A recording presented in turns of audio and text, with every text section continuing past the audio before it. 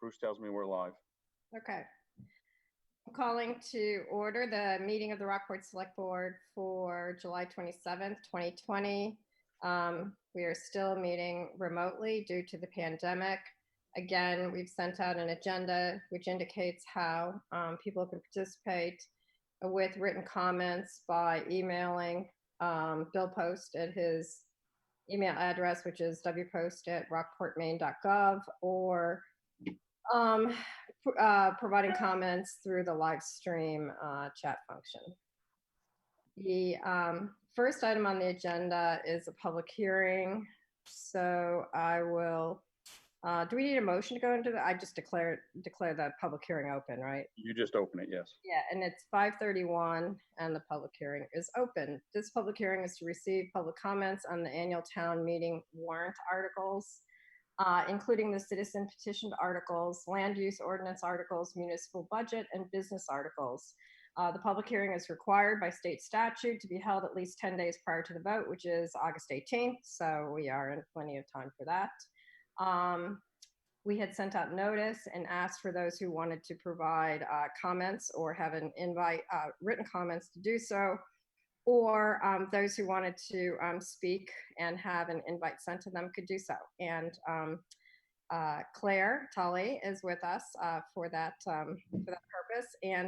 And before we get going with comments, were there any other people who had asked to speak publicly, Bill? Not on the public hearing, no. Okay. All right, so with that, Ms. Tully. Okay. See if I'm unmuted. You're unmuted. Okay, great. Thank you for this opportunity to talk. A number of us already spoke at the planning board meeting about the petitions, but I just wanted to reiterate for this group, as I think probably everyone is aware in town, a postcard, an anonymous postcard, went out earlier this week, which unfortunately said some false things. And one of them was that this was a private petition. It is not a private petition. It is a citizen's petition signed by over 325 registered voters in the town of Rockport from all 5 neighborhoods and from all demographics, bipartisan, etc. And it is about having the hotel be 20 rooms, which is what the developer originally proposed before our ordinance was passed. And then unfortunately the size went to 35 rooms and have ramifications in terms of obscuring a scenic view of the harbor that goes back well over a century, and which is protected under our ordinances and also under a comprehensive plan. And it creates other problems as well, nuisance with a rooftop bar, etc. And so again, we're not opposed to the hotel, just its current size. That's what the petition is about. And there will be a postcard from the citizens in the next few days explaining our position on this, because it has been misrepresented and in an anonymous way, which is really unfortunate, because if this is such a great deal for the town as currently configured, why didn't the person who wrote it, put their name to it? So then the second petition, of course, deals with the independent traffic study by a qualified third party. There's overwhelming support for this throughout the town. And that is what it's about, really, to address the concerns with safety, parking, adequacy of parking, pedestrian safety on this tiny stretch of Central Street, in particular for this development and future development in our downtown, which is very tiny. It's not like Camden, it's surrounded by residential neighborhoods.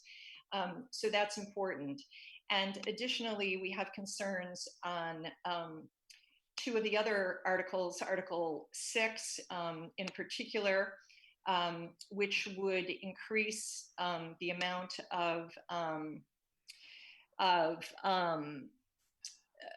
ability to do remote parking through transit buses or valet parking services. The citizens have already spoken out on this. We do not want these buses and valets going down our residential streets. And we also think that the public should get notice when a road by their house is going to be upgraded.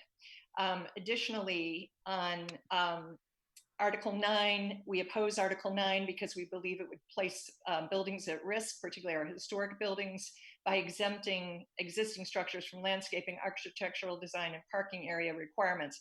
It would also eliminate all landscaping for private, for parking lots. And this would result in, I believe, parking lots in our neighborhoods. And this is unfortunate because in Rockport, we really love our gardens and we love the beauty of our downtown. So I just wanted to speak to set the record straight on these issues. And I also want to mention that citizens petitions are one of the 5 freedoms under the First Amendment as Americans to petition our government. So it really is unfortunate that we've had this characterized by members of your board as offensive and unjust, etc. I understand that there are those of you who really don't like this, but it is legal and it's something that we felt we needed to do in order to ensure that our ordinances are not just disregarded in a rush to develop. We're not opposed to development, not at all. But we just do not feel it should be at this size, particularly when it wasn't what was promised. Thank you. Thank you. Bill, are there any other comments? Bill? I have not received any. Bill, is this an appropriate time if the board wants to make comments, or should we do that under our other public comment section? You could do it now in the public hearing, sure.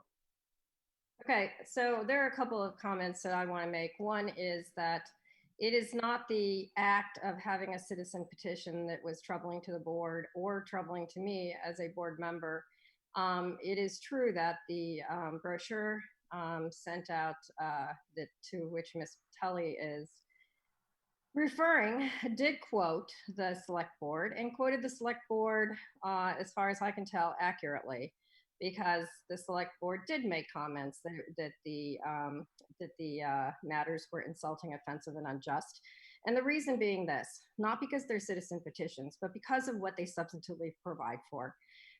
It is really offensive to me, and I will reiterate the idea that that an ordinance can be passed allowing for a hotel, that someone can purchase property with those ordinances in mind, that they then go through the planning board and ZBA process by a group of volunteers who spent a lot of time going through all of the various arguments on either side, including those of Ms. Tully's, and then to have another bite at the apple to go in and after the fact, retroactively make what was approved by the planning board and the ZBA illegal. That is offensive to me. It continues to be offensive to me. It will always be offensive to me. Anybody else on the select board that would like to say anything on that point? I'll weigh in. I made my comments at the meeting where we walked through all this. They'll still stand. And Denise, did you have anything you wanted to say? Yeah, I guess, there are a number of misrepresentations in the brochure, the mailing that Ms. Tully referred to, and that was in my post office box this afternoon. And I was concerned because there, I think, are some misrepresentations. I don't want to spend a lot of time tonight going through detail by detail. We covered a lot of these issues in the planning board. I responded to assertions that Ms. Tully made on some of the land use ordinances that the Ordinance Review Committee worked hard on all year to develop. And despite what I thought were clarifications so that she could appreciate where we were coming from and the purpose of those, she continues to iterate and misrepresent what the effect of those ordinances would be.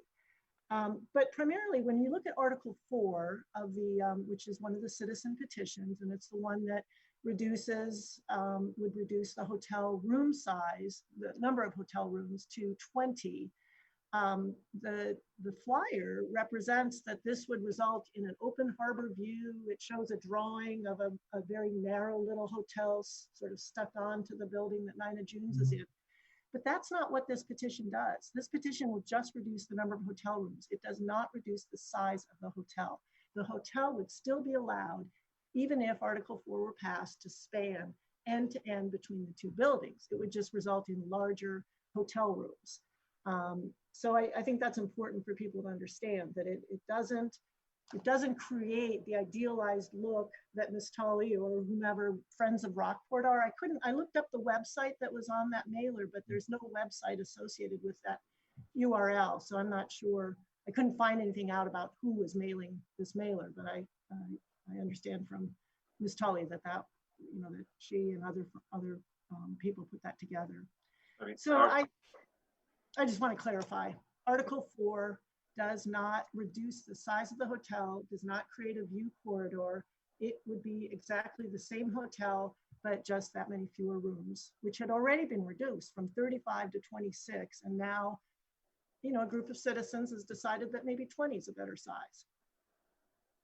Jeff, did you have something? Yeah, I mean, both Article 3 and 4 are on the town warrant for voter review and either approval or not approval. So, the process did work. The citizens petition did get the appropriate signatures. It was worded correctly, and those articles are on the town warrant for vote. And that's what the process is and how it works. And that's a good thing. It is a good thing. And as I said, it is not the act of a citizen petition that concerns the board. It's the substance of these particular petitions. But just in closing, the one thing I did want to clarify for the public is that there have been questions asked as to whether or not the board or the town was behind the first mailing, this mailing, for want of another way to describe it. And neither the town nor the select board was behind that. Not a dime of taxpayer money was spent. I did not know anything about this mailing until I received it, like the rest of you, in my post office box. That is correct. Yep. All right, so if we have no additional people wanting to make comments, Bill, then then I will close the public hearing at 5:42. All right, the next item on the agenda is the town manager's report update. Let me jump to that on the screen so everybody can see this at home as well, or on the live stream. So just a reminder for everyone that the annual town meeting that's usually held in June was moved to August 18th and will be by referendum, meaning secret ballot voting only. There is no open portion of the meeting on the second day after the election. The election obviously includes voting for 2 positions on the select board, 4 positions for the budget committee, 1 position for the library committee, and 1 position for SAD, MSAD 28, and the 5-town CST school board. And it also different this year, obviously by referendum, is all of the municipal budget and business articles that are normally discussed at the open town meeting are also voted on August 18th, Tuesday. Polls are open 8 to 8 like they normally are, and absentee ballots are currently available. We certainly would encourage everyone to vote absentee if you're not comfortable voting in person. Infrastructure projects update. So just to follow along with this, as we've tried to continue providing updates to the board, we have requests for proposal out for vehicle exhaust removal systems for the public safety building and for the public works garage. The deadline for me to receive these is August 13th. There's also an RFP out for the public safety parking lot repaving project. That is a deadline of August 3rd. I do hope that we can have these acted on by the board. The public safety parking lot probably on the 10th of August, and then on August 19th, hopefully the vehicle exhaust removal systems. However, that might not be ready for that agenda at this point, depending on what the proposals look like. There might need to be more research and questions asked of those. The Old Rockland Street reconstruction project that has been through the engineering process is also out to bid. The proposal is due back on August 11th.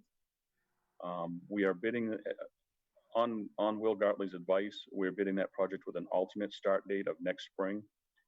The reason for that is because we've been getting feedback from contractors that they are currently having difficulty finding labor and finishing current projects. So the prices would be higher if that project was to be done this fall. So we have bid that out as an alternate so we can see if we can realize some cost savings by having it done in the spring. Public Works and contractors continue to prepare the roads for paving, replacing cross culverts, ditching. Tree removal was done earlier. one example of a section of road that had to be rebuilt was about a 325-foot section on Beach Hill. Once that was opened up by Public Works, it was discovered there was only about 10 inches of gravel base and then clay, which explains why the roadbed was collapsing in that section. So that took quite a bit of work, several days by the Public Works crew to remove that clay, put in new base, filter fabric, final gravel as well. We have been in contact with All States Asphalt, who was the paving bid was awarded by the board to All States Asphalt. They've reviewed all of the roads to be paved, and they're currently scheduling to start paving the week of August 25th. Just another note there that Finance Director Megan Brackett, Public Works Director Mike Young, and I have developed a tracking system to make sure that we monitor all of the materials being purchased and used for the infrastructure projects and the contracted services that we're paying for. So we can make sure that the infrastructure bond projects are being properly billed and the budgeting, so we can track that, as this will be obviously a 2 construction season to get these projects done. I mentioned during the budget discussions, seems like 10 years ago, that the Midcoast Economic Development District, which we contract with for planning services, has agreed to provide an economic development specialist for 1 day a week. As part of our current contract, there's no additional expense for this. Brian Dancause is the economic development specialist with McEd. I expect that he'll start sometime within the first 2 weeks of August. And I do recommend that he replace Bill Napower on the RES redevelopment committee, which certainly can be discussed at a later date. Just makes sense to have an economic development expert sit in on that process as we move forward. I've given you some Brian's background here. He did work for the Maine Department of Economic and Community Development over 18 years. Also worked with the town of Brunswick as a development and support specialist before coming to McEd. And I think he's been with McEd for 7 or 8 years as a consultant. Now he's coming on as a full-time employee. So that's, I think, positive news moving forward. Pleased to announce that Carrie Leichman, our assessor, has been appointed to the State Board of Property Tax Review effective July 28th, tomorrow. This board consists of 15 members for terms of 3 years. Basically, they hear appeals from denials of tax abatements by assessors or local boards of assessment review regarding non-residential property with a municipal assessed valuation of $1 million or greater, or tree growth, farmland, open space, mine site, and working waterfront classified properties. At the same time, they also review appeals of municipalities that dispute their equalized state valuation that's provided by Maine Revenue Services. This certainly is a well-deserved recognition of Carrie's knowledge and skills, and speaks highly of the staff, at least one of the staff members that we have. The wastewater extension project. So this project, if you recall, we had to run into some issues negotiating some locations for the pump stations. Those locations have been finalized. And now we just have a couple of tasks left, which is to finalize those landowner agreements for the pump stations and obtain the highway opening permit, which should not be very difficult at all. Maine Water has also officially announced that they will be joining the project. And so the engineers are putting their lines into the project so that they can see that. And obviously Maine Water is paying for that portion of it. Should be going out to bid September 1st as well. Bit of good news, the town received a $6,465 dividend check from MMA as a result of good loss experience and loss prevention programs. Of the amount, $2,487 was from the Workers' Compensation Fund, and the remainder, $3,978, was from Property and Casualty Program. And again, this is a lot of it has to do with our SHAPE designation. It also has to do with me being a certified municipal manager and our finance director being a certified finance director as well. So it's always good when we receive money back. And we finally found a planning board secretary. Those of you may remember that Administrative Assistant Mandy Marin Everett had been filling in as Planning Board Secretary and preparing their minutes. It certainly has been a taxing task for her. I've hired Fran Hodgkins, who's currently a part-time employee at the library and will continue at the library. And she's been hired as the new Planning Board Secretary. Her first meeting was last week, I believe, last Thursday. So I look forward to her continued involvement with the Planning Board. And that's what I have for my report.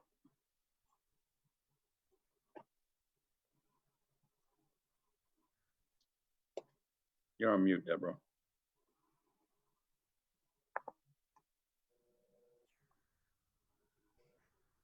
Deborah, you're on mute.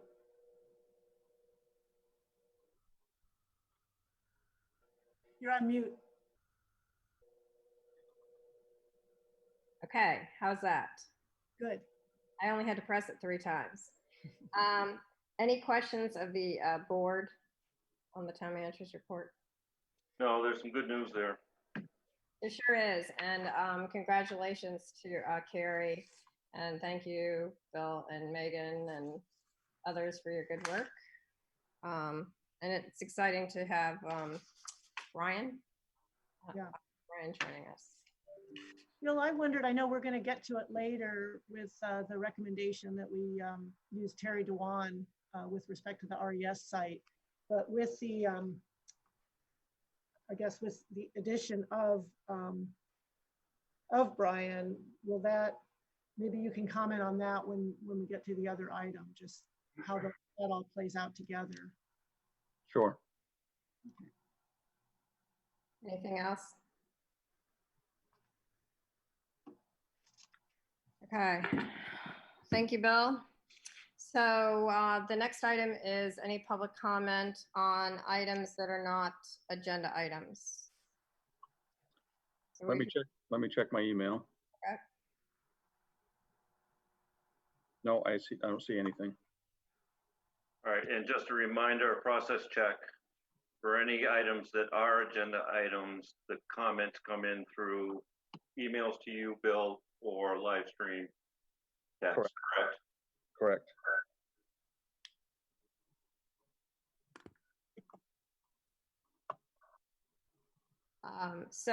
Ms. Tully, you were on, you had the invite for purposes of the public hearing, so I think that is over now. So I think we, if you have any other comments on anything, it has to be through written comments to make it fair for everyone. I think you're on mute. You suffer from the whole mute button thing that I did. I just wanted to thank you for the opportunity to speak, and I will exit the meeting now and come back on live stream. Thank you. Thank you, Claire. Bye. Okay, the next amendments to the agenda. Any amendments, Steph or Denise? No, I have none either. The consent agenda has 2 sets of executive session minutes and the Harbor Committee bylaws. Does anybody want to make a motion to accept the consent agenda or to take anything off? I will motion that we accept the consent agenda as presented. I had a question on the Harbor Committee bylaws. Okay, so Bullet. Can I just, maybe it's easily answered. We can take the Harbor Committee bylaws off the consent agenda. So do we have a second? Will you amend your motion? Certainly. I will restate my motion to accept the consent agenda as recently amended to include the meeting minutes. Okay. Second, Denise. Okay, welcome, Mark. All right. So no discussion on that. All right. So roll call. Jeff. Aye. Denise. Yes. And I vote aye. Mark, you weren't here. We were voting on the meeting minutes of the consent agenda, accepting the consent agenda, which only consists of the 2 executive meeting minutes. Yeah. Are you aye or abstaining or what? Well, the only thing I would say, catching on the tail end of it, I think I was indicated as having been at the meeting or in general at the meeting, and I wasn't at all of it. or the executive portion of it. So anyway, I'm abstaining. Hmm. Which Yeah. one? Okay, all right, so much for, we need discussion on this. So what meeting minutes were you indicated as being present for that you weren't, Mark? The most recent, I believe. June 30. I was there for part of it, and then I ran out of. I didn't have enough quarters to go around. Yeah, Uh, that was Tuesday, June 30 at 4 p.m. It wasn't a tag on to the meeting. It's Yeah, the executive session we did with our July meeting. it wasn't the last meeting, Mark.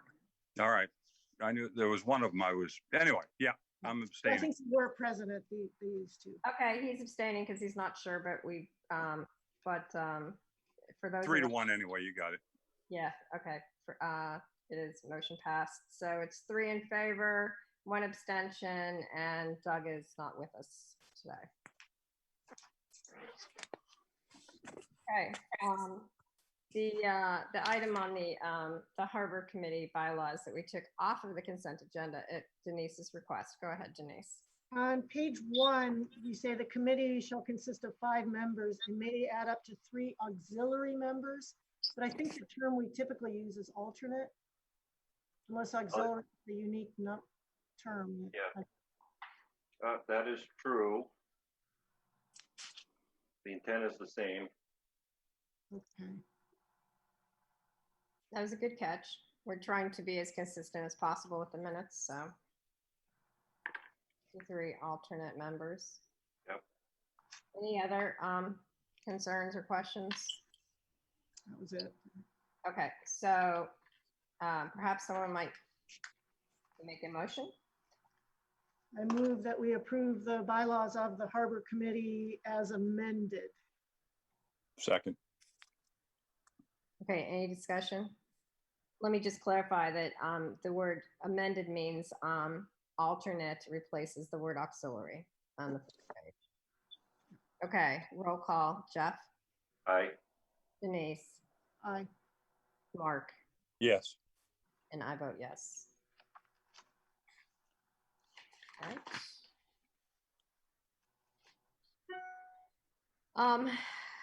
Moving into action items. The first item is act on planning use and development fee schedule for building land use permits, which I think has not been amended since, what was it, July, or since 2016, Bill? So you want to introduce that topic? Yes, yep, that's correct. And on an annual basis, we are trying to review different fee schedules and policies and the like to bring back to the board for updates. So Scott Bickford and Bill Napower took a look at this schedule, and there are only a couple of changes.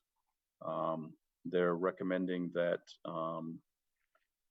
the full or half unfinished cellars, basements, go from 20 cents a square foot to 30 cents a square foot. That language under the peddler's permit, explanation of after 15 consecutive days gets added. And I will note, it also adds in the copy prices. You'll see in those 4 spots.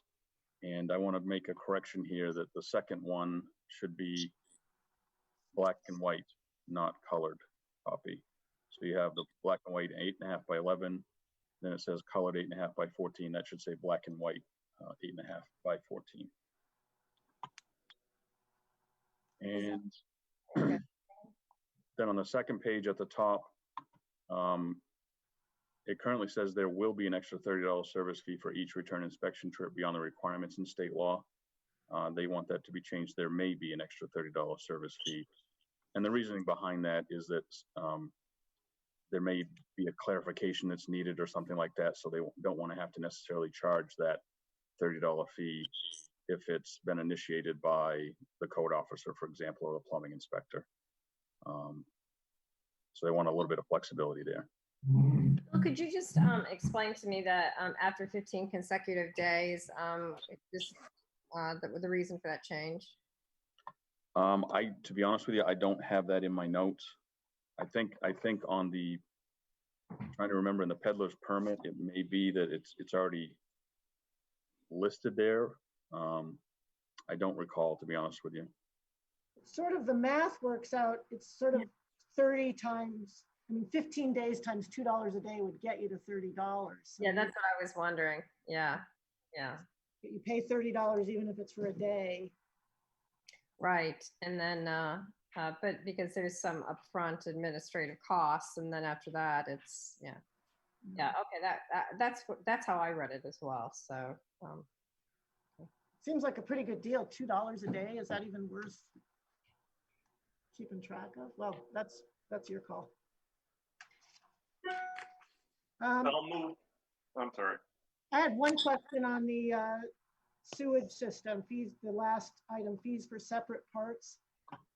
And I just noticed that, usually we've broken out treatment tank only engineered, treatment tank only non-engineered, and we have different prices for those two. But we don't have a difference for disposal field, whether it's engineered system or non-engineered. And I guess it just would occur to me that the reason an engineered system might be less is because it may be better done when it comes to the town. Well, yeah, let me answer that, Denise, quickly. Is that the plumbing fees are set by state regulation. Okay. So even though we're adopting them, we're basically adopting what the state tells us we have to adopt. You can't change them. Okay. Right. Okay. I will move that the board approve the planning use and development fee schedule as presented. Second. With the change added by Bill. Yeah. Yes, with the change added by Bill. With the change as amended. Yeah, Yep. that's presumed. Okay. Second. Denise already seconded it. Any other discussion? Questions? Okay, roll call. Jeff. Aye. Denise. Yes. Mark. Yes. Deborah, yes. Okay, thank you. The next item is act on the RES redevelopment committee recommendation, and Doug wasn't able to be with us tonight, and Amanda Dwelly, the chair, provided a little bit more detail, which Doug said that he would have done had he been here. So let me read this for those who are listening. During the RES redevelopment committee meeting on July 9th, committee member Steve Smith suggested that Terry Dwayne of Terrence Dwayne and Associates, a landscape architecture and land use planning firm, be invited to address the RES redevelopment committee about the proposal and planning process. Mr. Dwayne is a land use consultant who has been involved in previous town projects such as Rockford's comprehensive master plan, and based on conversations with Steve Smith, is interested and willing to speak with the committee at no cost and with no contractual obligation for future engagements. The purpose of the presentation and discussion would be A, education and ideas for town/community land use planning processes, and B, inspiration or ideas for generating more interest in the RFQ and town partnership. The town has received 2 responses to the RFQ to date, and before scheduling presentations with each developer team, the committee sees value in Mr. Dwayne's offer for context, education, and ideas. The presentation and Q&A could occur during a RES redevelopment committee meeting that the committee will try to schedule in person to allow other interested parties in the public to attend. The one comment I would make to that is I'm also liaison to that committee, and I wasn't able to be there that day. But I tend to think that this should be a meeting in which the select board is present, because I would hate for the select board to lose this opportunity. And I do think that based on some of the other response or overviews, such as the one from Bill, it was suggested that it would be for the select board and the committee. So it might be an actual select board meeting in which we would encourage the RES development committee to also attend. As no motion is needed, I can certainly align myself with the concept. Mark had his hand up. Yeah, no, I was just curious. So both of the presentations are still on the table for us to either say yes or no. And we're just going to listen to this third party give us his or their spin on things. I think, having not been at the meeting, my read on this and having talked to a couple of people is that Terry Dwayne is giving us the benefit of his thoughts on the RES development generally, which I think we could truly benefit from, being a liaison on that committee. And that we're not going to, the idea is not to necessarily schedule the meetings. I think with the 2 developers that we received proposals from thus far, with the hope that there might be ways that we can generate more interest in an RFQ, and more developers, that perhaps we would all, schedule all closer in time. And Bill, you were at the meeting, were you not? No, I wasn't. I was hosting the short-term rental workshop. Oh, right. And that's where I was listening. Okay. So that's my sense of it, which I think personally makes sense. Does that answer? Well, yeah, I'm not against, listening to the third party and their expertise with regards to how we could polish this up a little better. But so there's still the possibility. I mean, we went out once, we didn't like what came back. We went out again, we got another one. So it just tastes to me like we don't really like the 2 we got, and we're trying to find something better. So will that sour any of the people that are currently there to pull back, and then we end up with nothing again?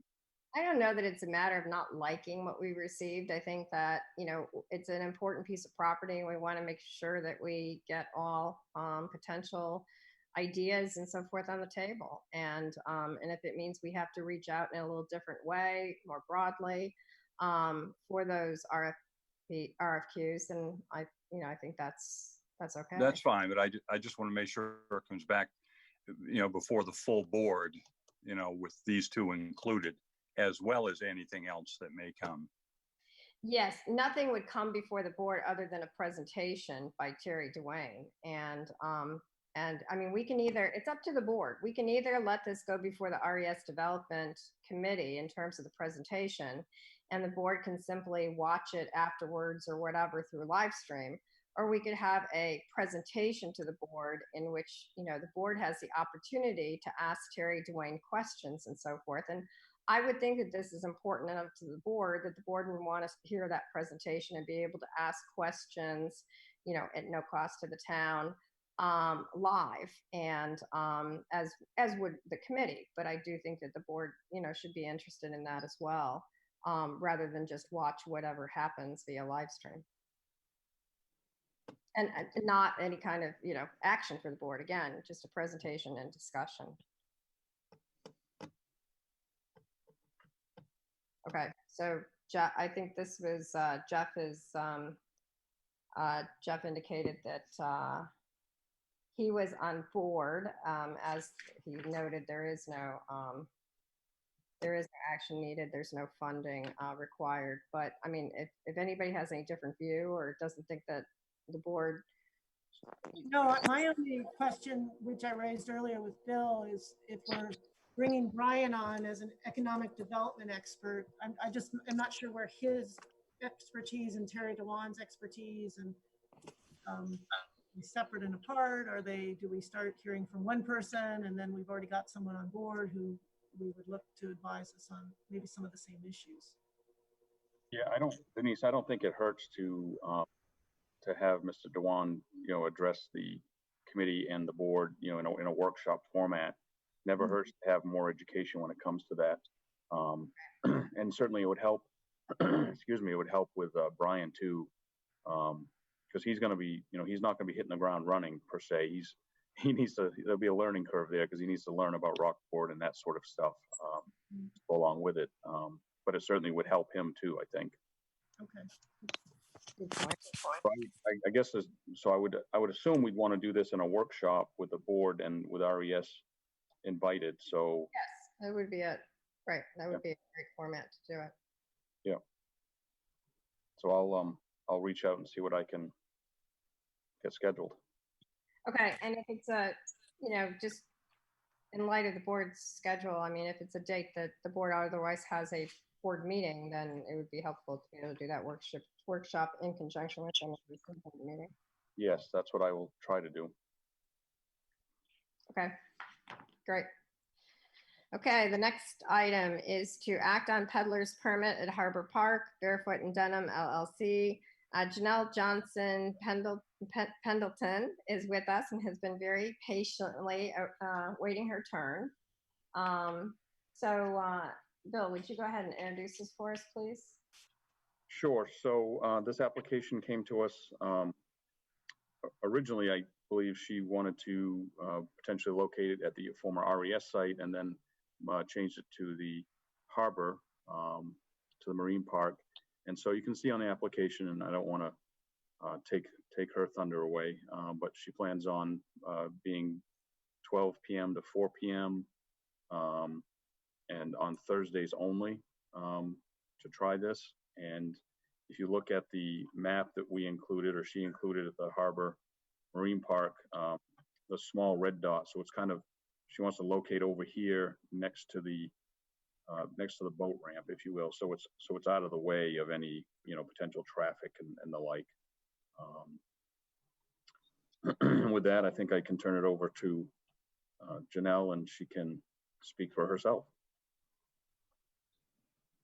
Thank you.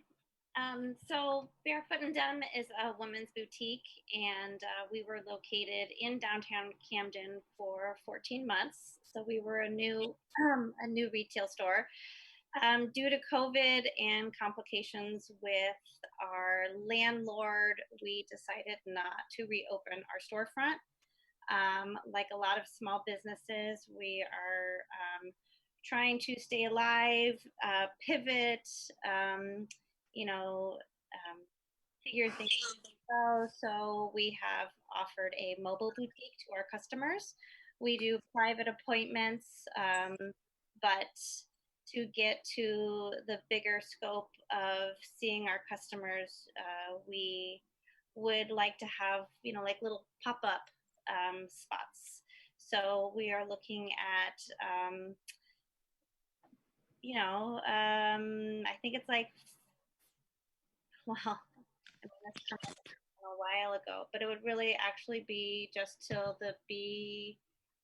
let's see, 1, 2, 3, 4, like 8 pop-ups down at the Marine Park in August and September.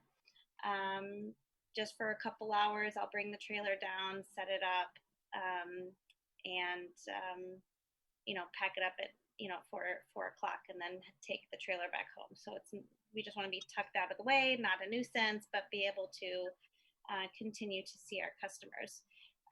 We are doing this in Camden on Fridays, and it's been very successful the last 2 Fridays.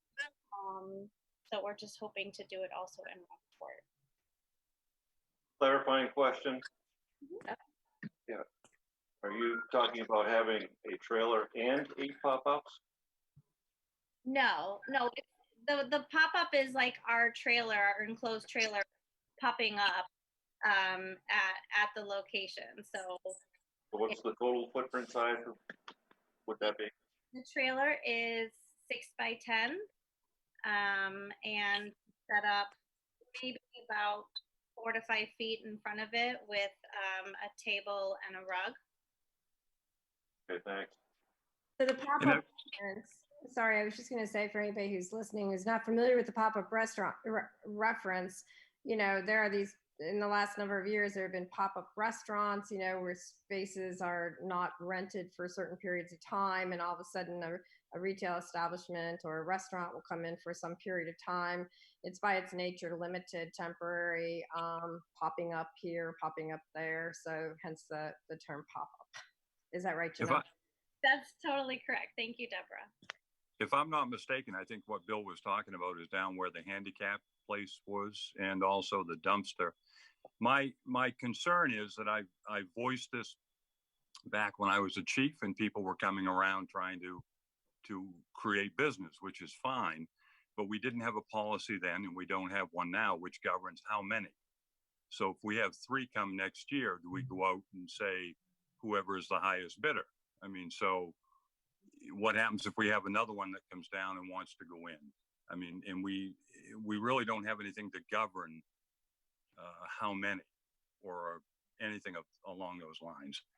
So, Well, I mean, I'm a little tentative in my Yeah. going along with that.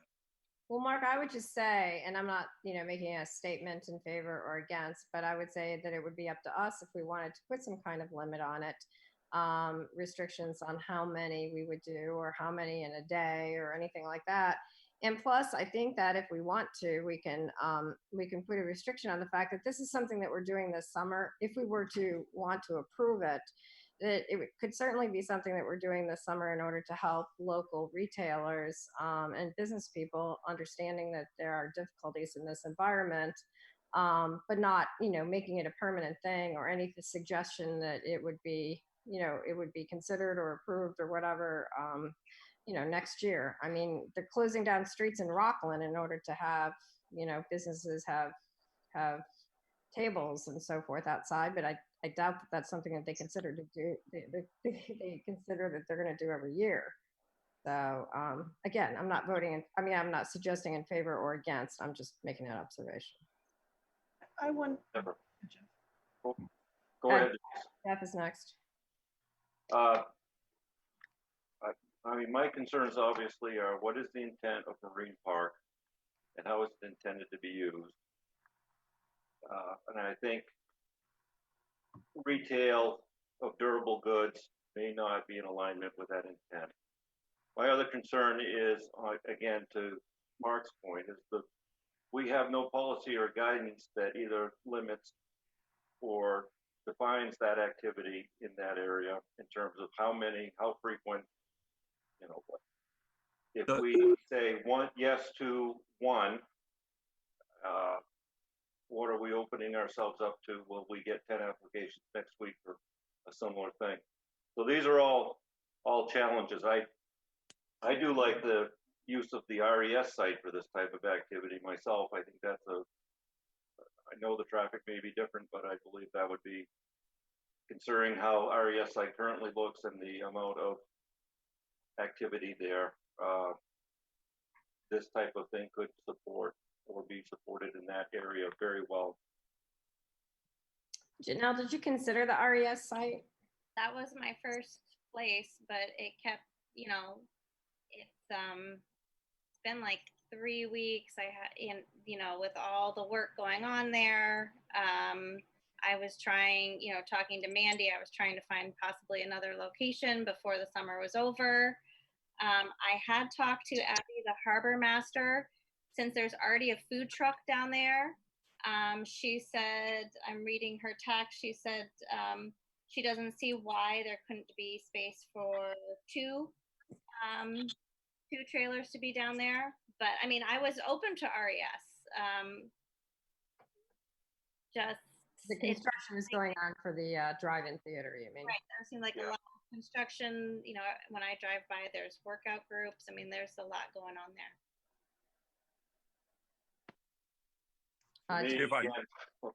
Denise had wanted to say something. Yeah, and one of the questions I had was whether we talked to Abby, and it sounds like you'd asked her. When I'm down there, and I'm just having a little hard time. It's by the dumpster, is what you were saying, Mark? I'm having a hard time figuring out where it is with respect to the footpath over the bridge. Abby had said by the boat trailers where. It's by the boat ramp. It's across from the kayak racks. Still inside the circle, Denise. Oh, inside the circle. So think of it as 25 or 30 feet from where the current food truck is. Okay.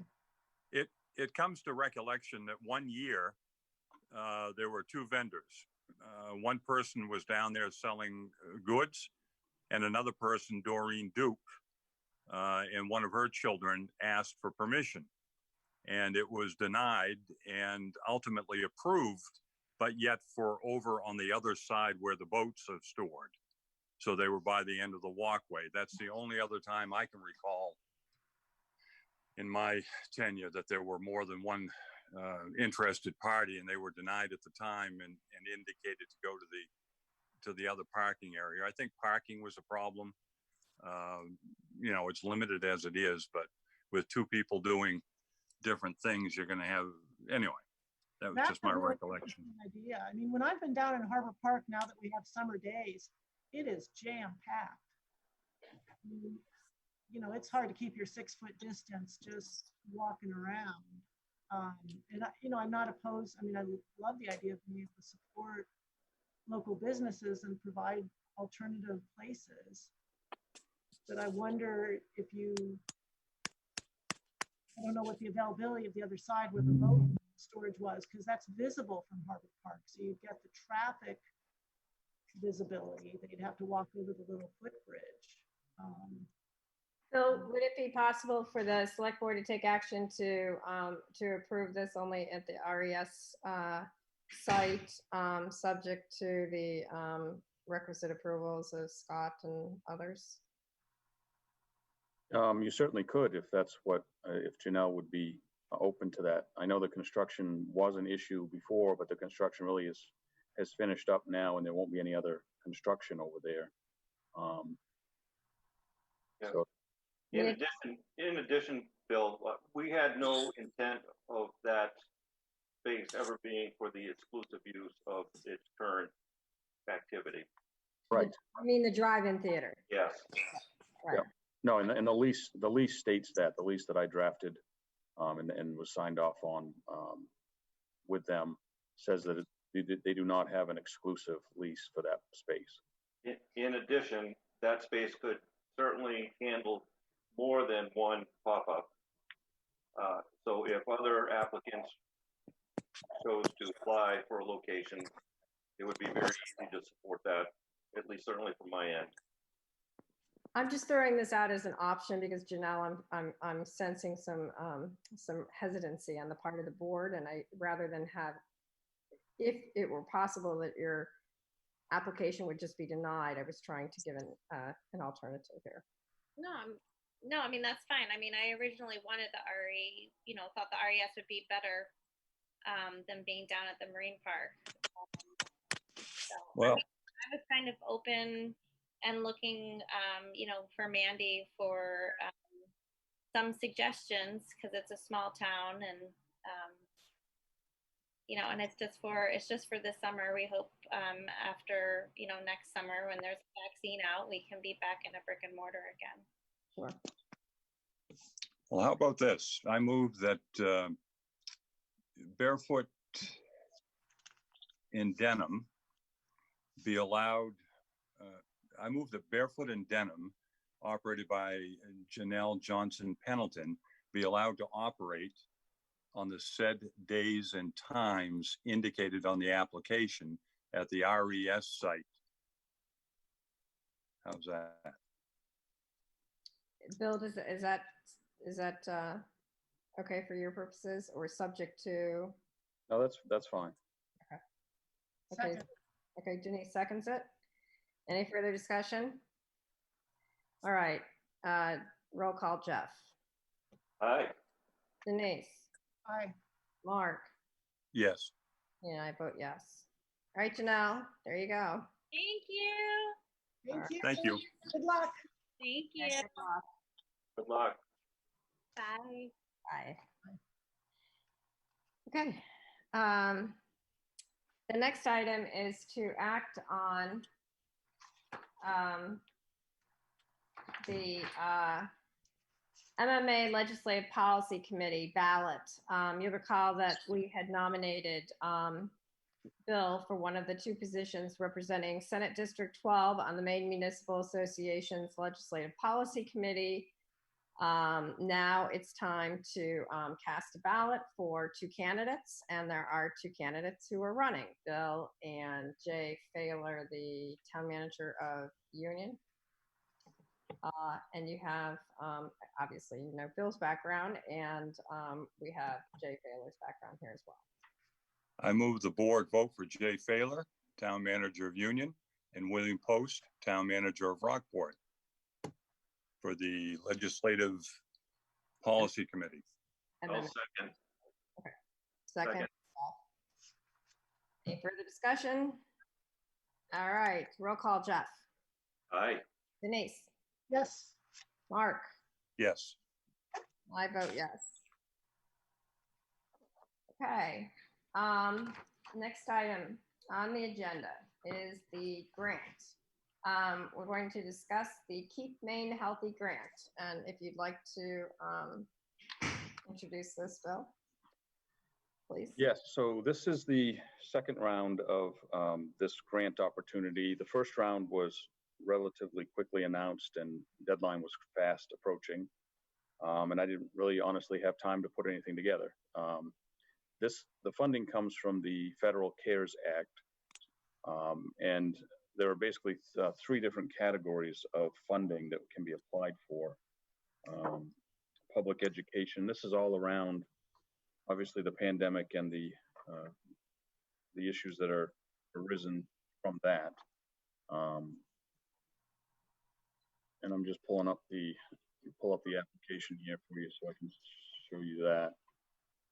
So there's the three categories are public education activities, which includes printing and posting COVID-19 prevention information, and or developing local education activities that are consistent with CDC guidelines. So if we wanted to do mailings, if we wanted to create pamphlets, more signs, if you will, to be posted, things along those lines. And then the next category is physical distancing and public health support. And Deborah, you had mentioned in Rockland, for instance, they've allowed public spaces on closed streets. That would be an activity that could be funded by this grant. Providing staff to limit crowds in restaurants, bars, beaches, and other sites. Personal protective equipment, which is important, and hand sanitizer that would be made available for staff visitors and for use at public locations, and extra cleaning supplies and enhanced cleaning of public spaces and restroom facilities.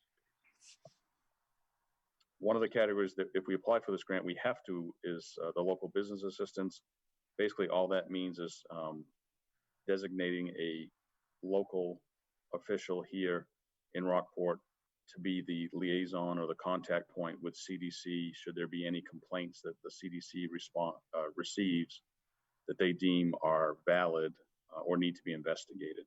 So in this instance, I've already talked with Chief about naming him as that contact point, and he's willing to do that.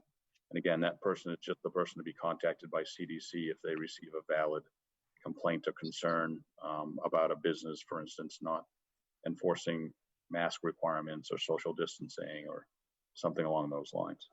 So I did send out an email to the board earlier today with some possible suggestions for utilizing this grant.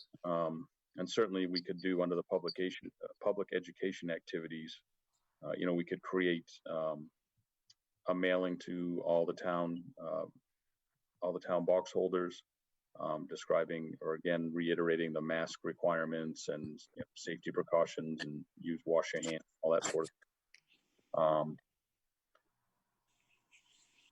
One of the other things that I have written down is a potential special detail from the police department in the parks and down at the harbor, just as a mask education, not necessarily, I don't want to call it the mask police, if you will, but just to be down at the harbor and the parks, and just educating people again if they see groups that are not socially distancing or not wearing masks when they can't socially distance, that type of thing. They are doing that in Camden, mostly in the downtown area from my understanding. And again, it's just talking with people and reminding them. Jeff, did you have a question? A quick note to help on that regard might be some additional signage down at the park, because even though there are signs there currently, they're not posted in locations that hit you in the face as you went to the park. For example, across the bridge, walk bridge from town side over to the park side, or as you're rolling down over the hill in your car, or so the signs are good that are there, but you have to look 5 times to see them. Right, and that would be under the physical distancing and public health support. I've got that listed there as additional signage in the Harbor Park and other public parks, town office, etc. Bill, if you, oh, sorry. Go ahead, Mark. I was going to say, if you scroll back to the motion, I mean, I'm okay with applying for this after having read it and looked at what you're going to be asking for. So, not that I'd, you know, if you'd scroll back, I'd happily make the motion for the. There we go. Thank you. Sure. I move the board authorize the manager to apply for the Keep Maine Healthy Grant with details to be determined by staff. Period. I'll second.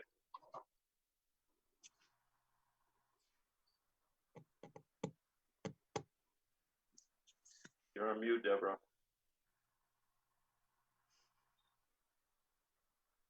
Sorry, I'm obviously having problems with that today. Bill, we appreciate all the time that you and the staff have spent trying to identify areas that the town could benefit from this grant and laying that out for us. And we don't want to cut you off, but it just is it's a representation of the trust that we have in you and the staff proceeding. So no, I appreciate that, and I don't mean to bore you with the details either. no. And I was trying to just one other comment. I was trying to come up with some items that would benefit us in the long run as well, like the touch-free toilet upgrades, restroom facility upgrades, that type of thing too. Yeah, things that would be safe and healthy and all that stuff going forward. Okay. Right. Yep. We appreciate that. All right, we have a first and second. Roll call. Jeff.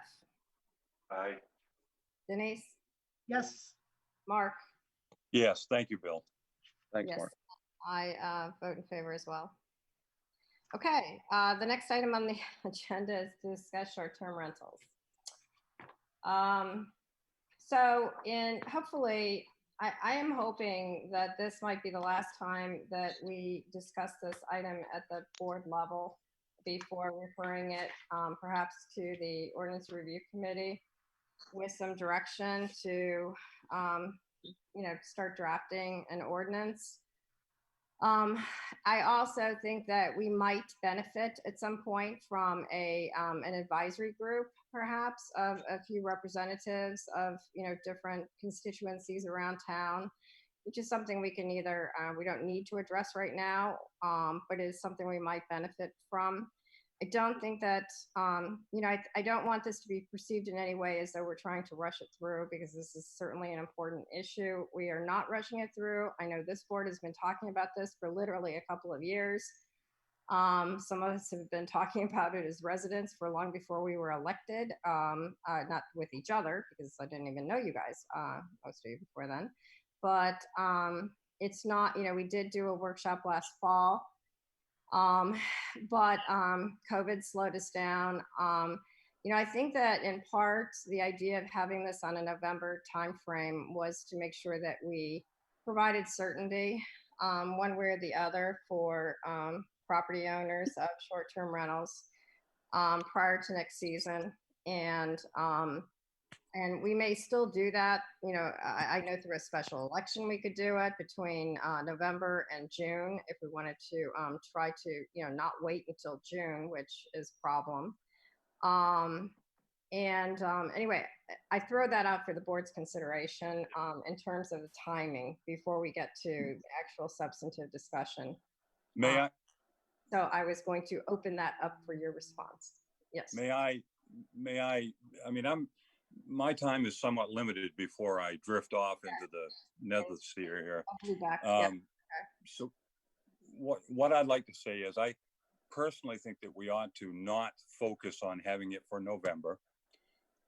We should look ahead till June. We should have more of these meetings in a face-to-face atmosphere instead of Zooming, where more people can attend. I mean, there seems to be a fair amount of interest around. If everybody's been getting the same emails I've had, I've got a slew of them. But, I think we should look more towards June. We should get more public input face to face rather than trying to hurry something possibly for November.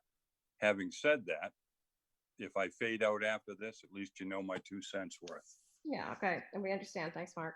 Denise, Jeff, your thoughts on just the timing? Yeah, I agree with the November comment. I think, again, we know we've been thinking about this issue and talking about it for a while with a lot of different people, but we also certainly don't want the voters to feel like we are rushing something through. And I do think we have flexibility. I'd be a little hesitant to wait all the way until June, just because I feel like people should know what the state of the regulatory environment in Rockport is. And I think to create a lot of uncertainty for a long period of time maybe isn't all that good. So I'd be sort of interested in exploring the possibilities of something in a February or March kind of time frame. But otherwise, no November, I agree. I mean, literally, we've only been talking about this since last September at a meeting, with the public input. But yes, no, you're right. You're absolutely right, Mark. But we had been, for at least a year before that, we had been asking our prior town manager to put it on the agenda, to schedule the workshops. It was on priorities, I think, of his for that year prior. But there were other things being addressed, like the library, and so it just didn't make it. But you're right, our first workshop was not until last September. But I guess all I'm saying is there's been some frustration of the board for a couple of years because we've been trying to move this along for a while. So, Jeff, do you have comments on Yeah, I'm torn on this one. A couple of reasons. One is I'd like to get it moving and things done and behind us so that we can move on. My concern is if we put it past November, this will just be an issue that percolates and creates drama over the course of time where none may need to be. That being said, having an intermediate election or vote on this would be difficult because people are programmed to vote in November and June in a town. And if you put it up for special election, you will not get the participation. We will not get the participation that this issue deserves. 35 people making the call on this one is just not right in my mind. So I'm all for, I can certainly support not having one ready for November because I think just to get the language put together and those types of things in the short time is just too much. Say nothing about proper public input, which I think you would find if the input were in person versus by a keyboard purge, it may be somewhat different. But I would support putting it off to June. I mean, we get the thing developed, it's out there and it's ready to go, and it might sit on the burner for 3 or 4 months until the vote, and then the vote happens in June and we're done. So I don't think that we necessarily have to decide if this is going to be a special election item or if it's going to be a June item. I know that we have differing, well, maybe not differing views, but I mean, there's considerations to be taken into account. I think the most important thing for us to consider at this point is that if there's a consensus that it's not going to be on the November ballot, I think that's all we need to know right now, because that is going to govern some of our meetings coming up, the intensity of some stuff. It's certainly going to govern the ORC and the intensity with which the ORC has to address the topic. And frankly, I think that a November deadline is going to rush the ORC beyond what it's fair to rush the ORC. Even under good conditions. Yeah, exactly. Right. So, I mean, that should not be taken, in my view, as any kind of, for my purposes, as any change of heart in terms of my will to go forward with this topic in any way whatsoever. It's just simply a practicality that I wanted to raise with you guys. Well, it's practicality and logistics. Yeah, right, sure. Okay. Deborah, does it make sense to go through this document that is included in our select board package that I think is shown up there? I mean, I went down through it and commented on it. Is that a format for discussion at this point? Yeah, I think it is. I'd like to do that. And I want to be clear about what this document is. This is just what I put together to help guide our discussions as I am tasked with doing as the chair to make the discussions productive. So if I can start, I started with some assumptions, and then I set forth a few of the things that I think that this group is already more or less indicated support for in terms of owner occupied, and then various options we might want to consider on the non-owner occupied. Excuse me. And I would hope that it's the non-owner occupied that we would probably spend most of our time on, and hopefully not an undue amount of time. So starting with the assumptions, and I'll stop after the assumptions, all right? But I think we had talked about STRs being defined as less than 30 days. We talked about them being owner occupied or non-owner occupied. And I believe that it's at least a majority view of this group, I think, that we consider STRs, whether they are owner occupied or non-owner occupied, as a business. I have one question. Mark, please raise your hand. Sorry, Jeff had his hand up. Jeff first. Yeah. Jeff, are you on mute?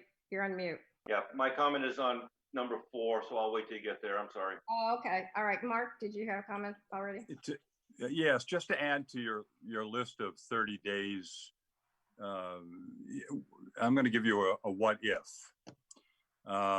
If a person has a home and they're not living in it, and it's under contract with a realtor for sale, and they're renting it out, you don't know whether it's going to sell in 30 days or 180 days.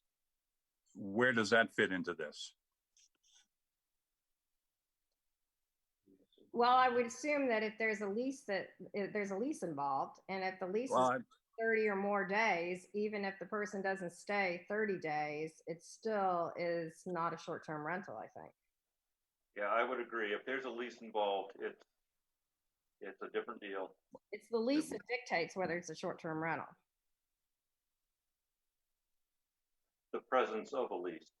Presence of a lease and a period, and with the idea that you cannot get around it, as other towns have done. You can't not get around like the 7-day limitation or a 30-day limitation by saying, oh, well, yeah, it's for 30 days. And then you always just stay for 5, because then you can't, most other towns say, well, then you can't rent it again between 5 and 30. So, I mean, again, that's the detail, further than we need to go in this discussion. So then number 4 was, I guess to your point that you want to talk about, Jeff,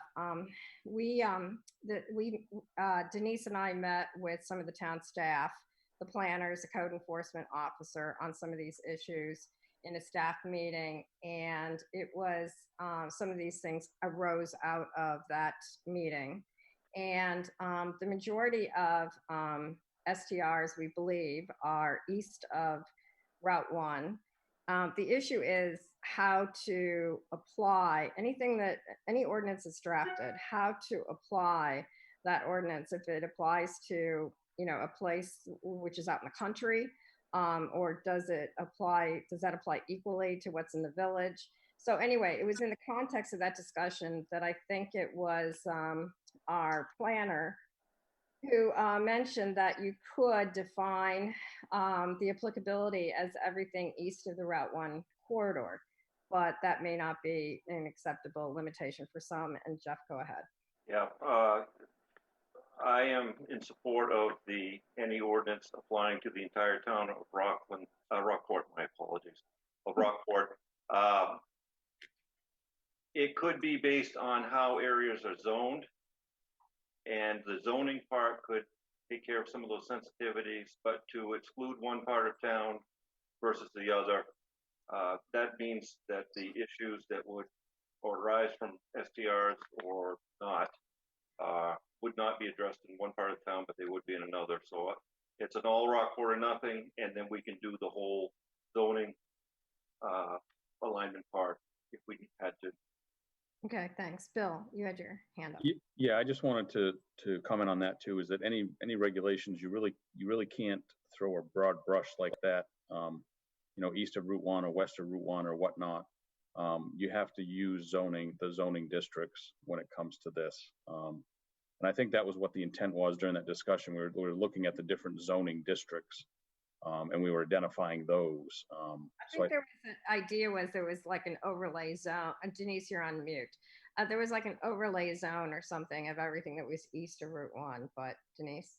Yeah, I mean, that was my recollection in the meeting. There was a recognition that our residential zoning districts are sort of in groupings, but the same zoning district that applies along the coastal corridor sort of also are more inland, but where Jeff is concerned about. So, you know, maybe those two together suggest that we've got to limit ourselves to the residential zoning districts or Well, however. there's multiple zoning districts in the town. I mean, there's residential, commercial, there's residential, there's rural. They all have numbers. They're all part of the land use ordinance. So it's just that we apply the ordinance based on zoning regions versus geographic locations, east versus west of 17 or Route 1. That would not be appropriate in my mind. Okay. Okay. Denise, and you guys, I'm not trying to take votes on these things. I'm trying to get kind of a consensus, so that ORC members can look at this live stream and get our notes, obviously, and get sort of a consensus of where the board is going on some of these items. Mark, you had your hand up. Yeah, just a question. So when this goes through, it won't be retroactive. It will be from that point forward. Meaning it wouldn't apply to existing? Right. I think that's open for discussion. Yeah, it applies to, in my mind, if we apply this, it applies to all that are operating at that time and going forward. Which is certainly how there's a grandfather clause in this. I mean, we need to write an ordinance that reflects what a manageable reality could be. I think that's certainly the way most towns have gone, is they've applied it, going forward, not retroactively, not grandfathered in existing short-term rentals. I know I received during this meeting a comment from, I think the whole board did, from one resident who said that there's an inconsistency between what we're saying, or me in particular is saying, with respect to the hotel and affecting property rights, retroactively affecting property rights. And since that retroactive application came up, I feel like I need to point this out. I don't think it is the same as the hotel. In the hotel, you actually had a vote by the voters saying this is okay. You had action by the planning board and the ZBA saying this is okay. In the case of short-term rental, there's never been anything that allows it. And in fact, I would venture to say that there's never been anything there to the contrary. There's things that disallow it, in the sense that a short-term rental is a business. And if you're in a residential district, you should never have been operating a business without complying with business rules. But I think that that's been open to interpretation, certainly, but it's certainly not the same situation as a retroactive, application that we're talking about with the citizen petitions and the hotel. And to suggest that you have a property right to operate a business when you don't comply with what other businesses have to comply with, even to the extent that you're operating in a residential zone, a business, that is not a good argument. Okay, anybody else? Can we go on? Or okay. Owner occupied. So this just reflects that, the thinking of the select board, I think, as expressed before, that the owner is present to supervise the behavior of guests. It's our rationale that the owner still resides on the premises. There's still a sense of neighborhood, not a loss of community. And by definition, the rental is carried out by a full-time or part-time resident as opposed to a STR investor. I know we've gotten some comments from people saying that we're trying to, make a distinction between full-time and part-time people. And I don't think that's true, because I think a part-time person can operate a hosted STR for the amount of time they're here, just like a full-time person can. Certainly some municipalities have intentionally treated part-time and full-time residents differently, but I have not heard that come out of the select board thus far. Deborah, I'm certainly okay with that statement, with the intent. Yes, I think the select board believes there's more support for owner-occupied versus non-occupied. Bill, is this document up on the screen for all public viewing? I don't see it currently. It, No, I don't have it, but I can, it's not, but you know what? It was sent out with the agenda packet, and Linda Clancy, which I appreciate, actually put the entire thing in the Penn Bay pilot. So it's Okay, so the public has, I'm just doing a quick process check. The public does have access to this? Okay. absolutely. Okay, so then the next item, if we don't have anything else on number one, is simply registration. The idea here, and again, you know, we talked about this a little bit and with the staff, that the idea of, and what I heard at the last meeting too, was the idea of registration versus permitting. With owner occupied, I think the idea is that you file registration so we know what you're doing. We know that, you know, as we get down here, perhaps you've done an affidavit with respect to the safety aspects. We know that you have the off-street parking that you're complying with, but you just simply file a registration. There isn't an approval process or a rejection process. It's just a, you know, sort of self-executing, here's my registration, and I do the posted. And if that's wrong, if that's not where you're going, then we need to talk about that, Jeff. That's not where I'm going. Okay. Because if you apply an ordinance and regulations to one form versus the other, for example, if you require safety items, it needs to be captured in part of the approval process.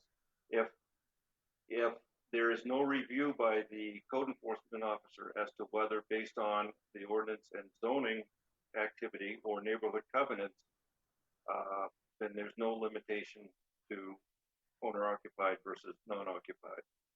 So to me, it's a common permitting process. You get a box that you check owner occupied or not occupied, but some of the requirements. But you'd still have to get an actual permit or rejection from a permit or a you know, whatever you want to call it, license or permit. It wouldn't be overly burdensome and difficult, right?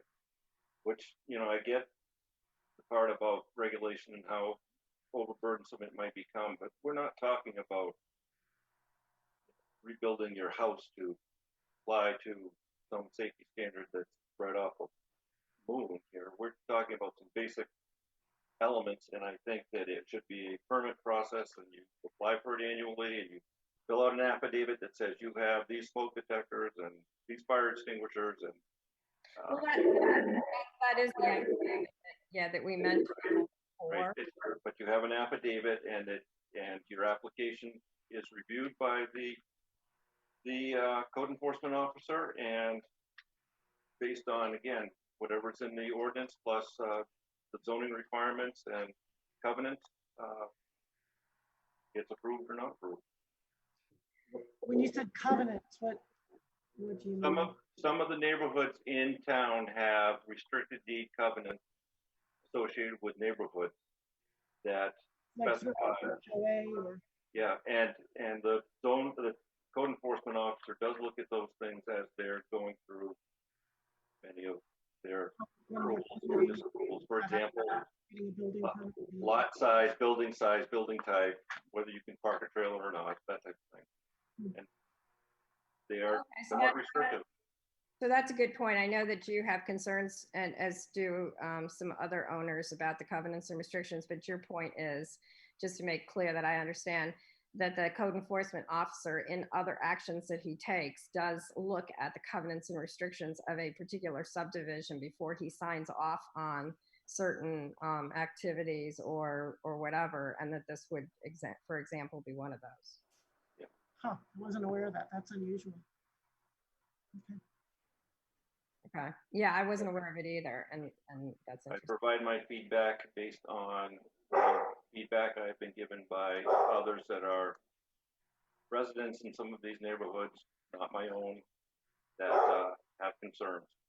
So let me just delve into something a little bit deeper on this issue, Jeff, because I think that what was suggested in here is that that there might be options that you would, that maybe the board would support, that would be more akin to treating non-owner occupied STRs more like a business, and that might involve inspections or things like that. Whereas with the hosted ones, you would only require an affidavit that they had certain, safety requirements, etc. Are you disagreeing with that distinction? And I know we're not there yet on the non-occupied, but are you disagreeing with that underlying distinction, or just the process of it being an affirmative license or permit? For this particular item, it talked about owner occupied and talked about just the concept of registration. Yeah. Basically, which is, hey town, I've got an Airbnb. Right. I'm saying that's not enough. Okay. In my opinion, that's not enough. Okay. The licensing or permitting procedure should be the same for both. The details of that licensing and permitting and the restrictions or not so much restrictions may be different for owner occupied versus non-occupied. Okay, gotcha. Which we're in alignment. We're saying the same thing. I think we are. I just wanted to make that distinction. Yeah. I just don't like the word registration. Okay. Denise, do you have anything that you want to add on this, or? And I guess it would come down to staff availability and timing. I would not want owner occupied short-term rentals to be held up because we had a bottleneck with the staff trying to get through applications and being able to issue something. I want to make sure people could continue in the way they've been operating if they file by a particular date. I mean, I know sometimes in environmental laws, as long as you meet an application deadline, you're sort of allowed to go forward and continue operating, even if it takes a while to get the ultimate permit. That's a good point. That does happen a lot in the law, Jeff, that you could have just as Denise said, that you can go forward subject to the approval of the town within X number of days to come back and say something doesn't mesh. Mm-hmm. And so you're deemed approved. You can go ahead and operate as long as the town doesn't get back to you within, call it 60 days, 30 days, whatever the deemer provision is, you're deemed approved. So again, we're getting into the. Well, yeah. I mean, but that's my concern with a registration versus permitting process. I feel like the hosted short-term rentals, I don't want to put them at risk of being able to continue operating in the way they have been operating by putting a permit process in place that maybe the town can't deliver on as quickly as our regulations said. I don't think we're talking about an overburdensome application process. I mean, this might be a one-page thing with the affidavit, sign here at the bottom, and the code enforcement officer says, okay, this address is in this. Here's their affidavit saying they have all the stuff that they need. I'm going to go look at the land use regulations for zone 904, and it says X, Y, and Z. Okay, we're good there. I'm looking at the neighborhood. Does the neighborhood have covenants or not? If it's a residential area, yes or no? If yes, do I do the business? Do I need to point out that it's not in alignment with a neighborhood covenant? And I don't think it's, again, I can't speak for Bill and his staff, but we're not talking about a 90-page application that requires 4 people to go through. Well, because there's only 3 of us, I think, left on the call. I agree with Denise in terms of I was more inclined to do a registration, Jeff, but I could be convinced based on what you said that maybe an application with affirmative action is desired, but I would be more inclined to agree with Denise that maybe we do something like a deemer provision to make sure that, that there's certainty and a streamlined process. And so because we're not making decisions, let me just say that we would be then agreeing to let the ordinance committee at least talk about a deemer provision. Yeah, okay. I'm with you. We don't restrict or curtail the activity just because an application wasn't approved by X date because the process didn't allow it. I mean, we put in the language that we have to, that you can keep on going. You file the application at some deadline. Okay? And if you've got your application in, you keep on rocking and rolling until you hear something different. Right. Scott has a family emergency or something, and you're not, you're not in trouble. All right. So I think we're good there. Okay. So the next item was parking. That there should be off-street parking requirements for. I mean, just to, even though we're only talking about hosted here, just to foreshadow that, I had put in the parking requirements that there be parking requirements off-street for both hosted and non-hosted. It would make sense. Yep, I agree. I thought that's what we had discussed last time. Safety, again, this gets to that underlying issue that we touched on, which is where you might find, if you're hosted, you might file an affidavit that says, as you said, Jeff, tick the box, I have these items. In lieu of, knowing that the owner is living there and the owner is supposedly not living in an unsafe environment or subjecting the third parties to something that they're not subjecting themselves to. The idea was just that kind of affidavit. Yeah, and it's not a difficult one. I have smoke detectors, I have fire extinguishers. Yeah. The area that's being rented is designed for occupancy. Check, and you're done. And then the idea of non-compliance, that there has to be some kind of either monetary penalty or suspension of the ability to continue if you don't. In other words, just the idea, if you're going to have an ordinance, you have to have some kind of teeth to enforce the ordinance. Well, that gets back to my point around permitting. If you get a permit that has certain conditions to it, it makes it much easier to manage to non-compliance as opposed to registration. Okay, that's a good point. Okay, Denise, anything to add there? Nope, I agree. Okay, so now I thought that was pretty straightforward, although Jeff, you definitely pointed out some things that. Well, it's tweaked. All right, so non-owner occupied options. So as I said in the beginning paragraph here, these were just things that I threw out. You could put, based on what we've read and the materials that were gathered by the staff for us, based on discussions we had last week, based on comments that we've received from people. So, you can certainly, combine some of these or not. It's kind of hard to combine number one, prohibit all non-owner occupied STRs with any of the other ones. But some of the other ones could certainly be combined. So I throw it out for your discussion, these various options, unless you want to go through them one by one. Jeff, I think you want to say something. Just on prohibit of non-owner occupied. Again, that may be a zoning area issue. For example, if you have an area that's zoned as residential and there's a non-occupied Airbnb there, essentially one could argue that is solely a business. And it could be argued that would not be appropriate to be allowed in that area. But, it can go either way. Whereas if you had a building that was doing this in a commercial district, it might be a different take on it and be an okay thing to do. So those are just things to noodle over as we go forward. But that's not an outright ban. Correct. Right. I'm just saying there may be a difference based on zoning areas as to whether you do allow non-owner occupied STRs or not. That might be one thing to consider going forward. I don't have, again, a position on it. I'm just saying it's one thing that could be considered.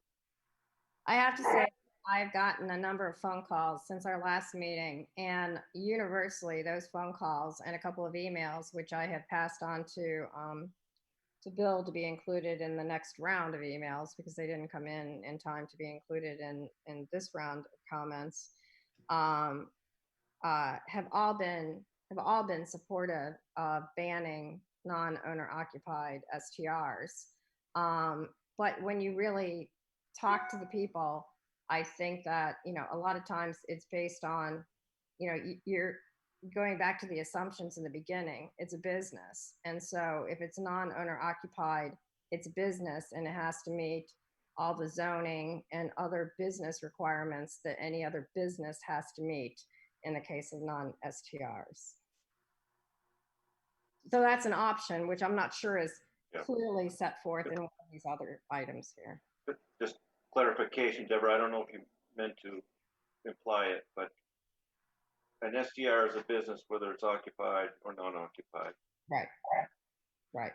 Right. With the idea that in the as we said in the beginning, to the extent that it is owner occupied, I think that what we are doing, if we agreed with the assumptions, which I think we did a little while ago, that they're all a business, then we are treating them with a lighter touch of regulation because the owner is living there. The owner is, it's not changing the nature of the neighborhood, all those things that I set forth in that rationale. Whereas the non-owner occupied business doesn't carry those same safeguards. And there is a lot of commentary out there that they should just be treated like another business with respect to zoning, as I think is your point, Jeff.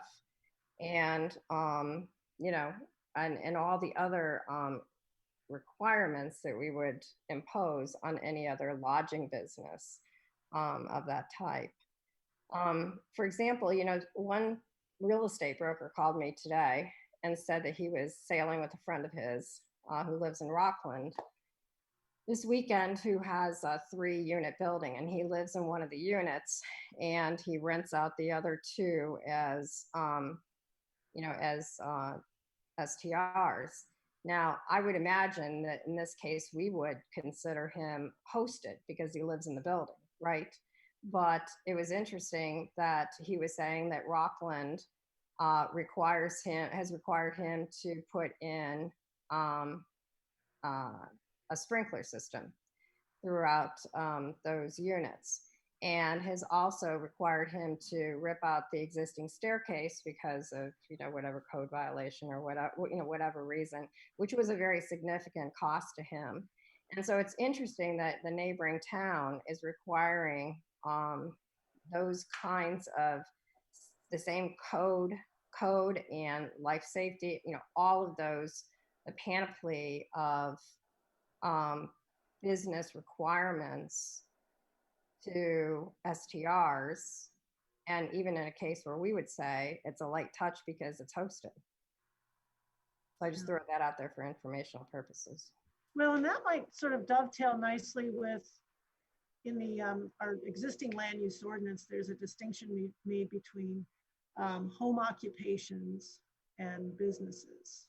And I wonder if a hosted doesn't fit more easily under the idea of a home occupation versus someone who's not there and running a business. Essentially, they've got off-site managers or however they're running it. Just a thought as to how we, build it into our existing businesses.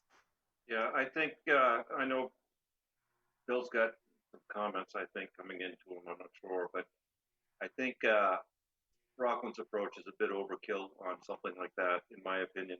Well, but to the point, if you are a non-owner occupied, you're basically running a hotel. Right. And it's a different deal. So I'm sure we'll keep that in mind as we develop an ordinance. Yeah, I just wanted to clarify. I looked at Rockland's requirements specifically around that because Deborah had mentioned that to me about the sprinkler system, especially, and they require a sprinkler system and additional life safety code modifications for what they term as short-term rental 3 category, which is multifamily or mixed use. So that's why that gentleman with 3 units, they classify that as a multifamily. So that's why he had to meet those requirements. But those that are 2 family or less aren't required to meet the same requirements, the sprinkler system, for example. So that's obviously something the ORC has to look at when they do this in terms of the definitions to make sure that we don't get, that we don't get crosswise with whatever the intent is. Because I don't know. I'm not sure that in that case that we would want to have gone as far as Rockland when the owner is living there, even if he does have 2 units. But anyway. What if he has 6? Well, I don't know. That's why we have an ORC. Deborah. Yeah, go ahead. Also, when I think of non-owner versus owner-occupied, and I've spent considerable time noodling on the feedback that we've gotten either through workshops or email. To me, if you're an owner and your STR is across the street from you or next door to you because you bought a house or a building to help keep your neighborhood good, as far as I'm concerned, a quick exception approval, and that's all good by me. I almost consider that owner occupied. I mean, the owner is present and keeping an eye on their stuff. That's different from somebody that's out of state that bought a house that is flipping it on Airbnb. And I think that's an important thing for us to consider going forward as we think about who some of our folks are that have some of these houses they've done this to. To me, that's owner occupied. Or is just not present. I personally hate to make this distinction between, full-time residents versus part-time residents. And so I would only amend that statement to that degree. But to your point about the next door across the street, I tend to agree with you. And again, that is in the definitions, or maybe it is just there can be a planning board process in which you can, appeal, certain exceptions, all this kind of stuff. But maybe to your point, Jeff, by saying that it has to actually be permitted as opposed to registration, maybe there is some latitude that can be built in for those kinds of situations for the code officer to apply. Well, yeah, or you can just do it through the regular process where the code enforcement officer can look at that and say, the intent behind the ordinance and the design is such that they can approve an exception. Or at the very most difficult, it just flips in front of the planning board. The planning board approves the exception and Right. off you go. Right. Yeah, at what level it gets approved, the CEO or the planning board. But to me, that would be a simple exception and certainly viable. Yeah. Now, if it becomes a point where the houses are being STR'd during a period when that owner is in Florida for 5 months and 29 days, that becomes a different deal. Right.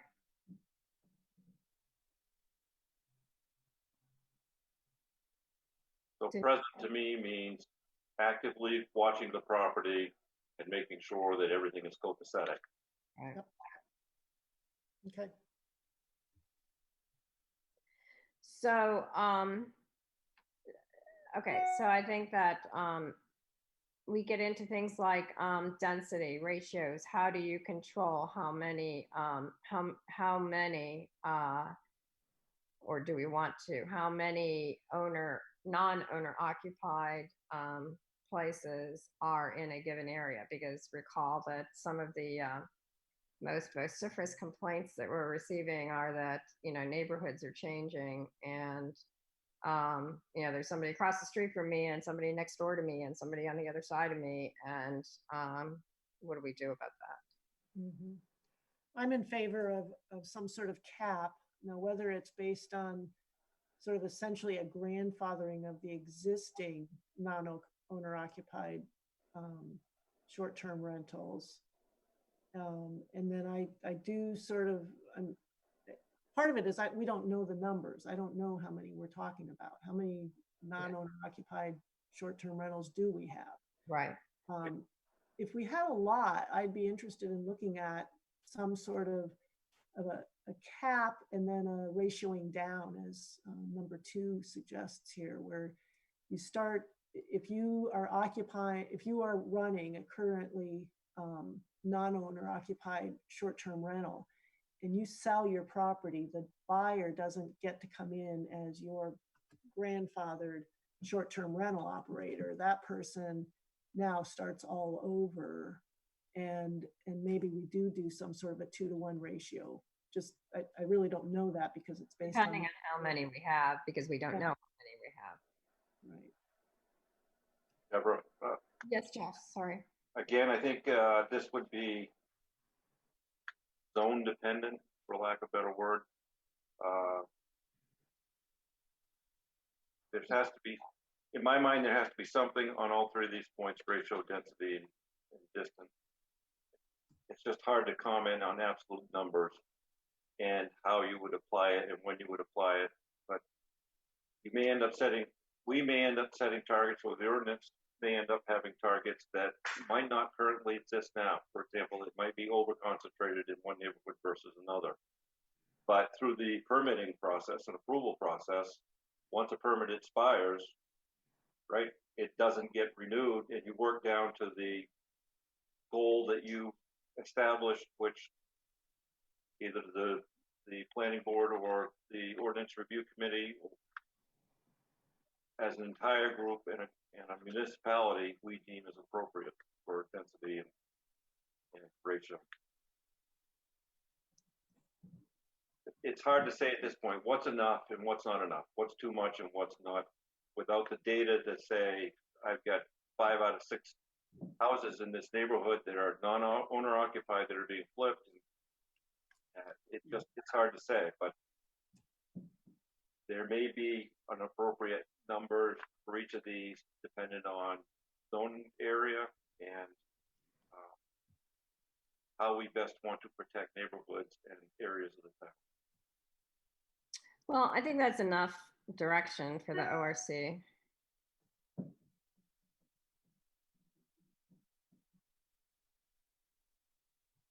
They can try to take it from there. Bill's got his hand up. Sorry, Bill. Yeah. Okay, I just, I've told people that have been commenting that I would wait until the board was done commenting before I shared their comments. So if the board's done. No, the board's not done. I'll let you know when the board's done. When the board's done, then we will take public comment, which is what we would be doing if we were in person. The board deliberates and then they take public comment. That's why I just wanted to punch Yeah, it. no, thank you, Bill. I was just pointing that out for people watching, that is the normal course. Okay. Yeah, but Mark did send me a text because he ran out of airtime, if you will. Yeah. His location. He basically said he's still in favor of June or earlier by special election, but want it done with face-to-face meetings, not via Zoom. Yeah. So it basically reiterated what he had said already. Okay. Okay. So I think that takes us down to number 4. Is there any thought that we want the ORC to take a look at number 4 in terms of, delving down into the whole idea of neighborhoods per se, that you don't, I think the idea there, again, it was suggested by one of the staff people as an option, and I have since read that a number of jurisdictions do this. I've seen reference to 200 feet. I've seen reference to 600 feet in different regulations, but the idea is not to have a street with, 4 of them surrounding you. Well, it would be zone dependent, and I think that's a hard one to manage myself. Well, but to your point, Jeff, about the permitting, I mean, if you get, 1 or 2 permitted in a particular area, then how do you have a third one come in that is within those, within that restricted area? You just don't permit it. Yeah, it would be one more thing to go after. I mean, I'm net neutral on that one. You what? I am net neutral. Okay, yeah, so if we just want to refer that to the ORC for further discussion, that's fine. I agree with that. That's all we're after. We had already talked about no less than 7 nights for owner occupied, right? So I think that's just to tick the box. And frequency. This gets into the whole idea of if you have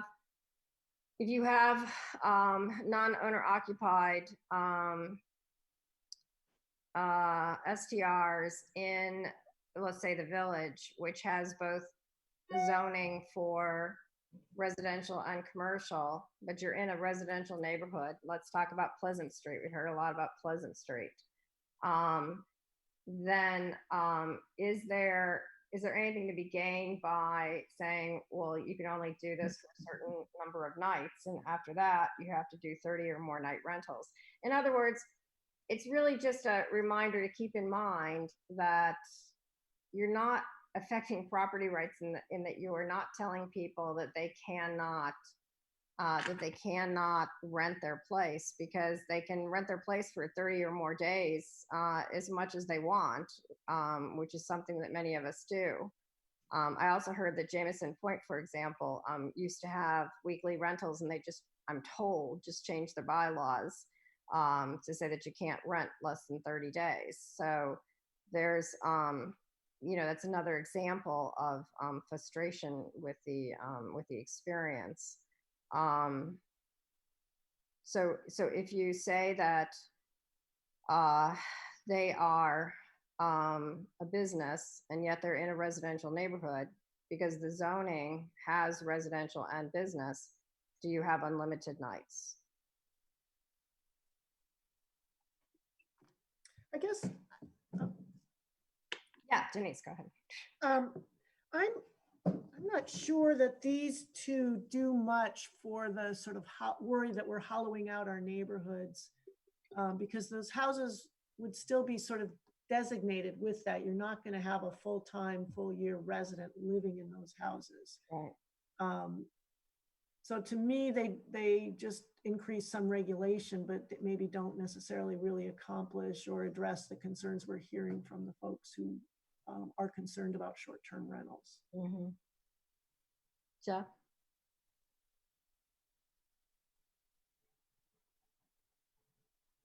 Are you on mute? I think I ought to unmute myself. This one's a tough one again. If it were in a zoned area for commercial business, it might take on one flavor, and if it were in a residential neighborhood or a mixed use zoning area, it might take on a different one. So again, I don't have strong feelings one way or another in terms of limits or numbers. Okay. Yeah, good. And I guess I've been assuming that we're primarily talking about zoned residential districts. I'm not saying that that isn't possible, that you have short-term rentals in commercial districts, but I guess I'm thinking that the concerns we're hearing are from residential neighborhoods, and that's probably the area that we're really going to be regulating.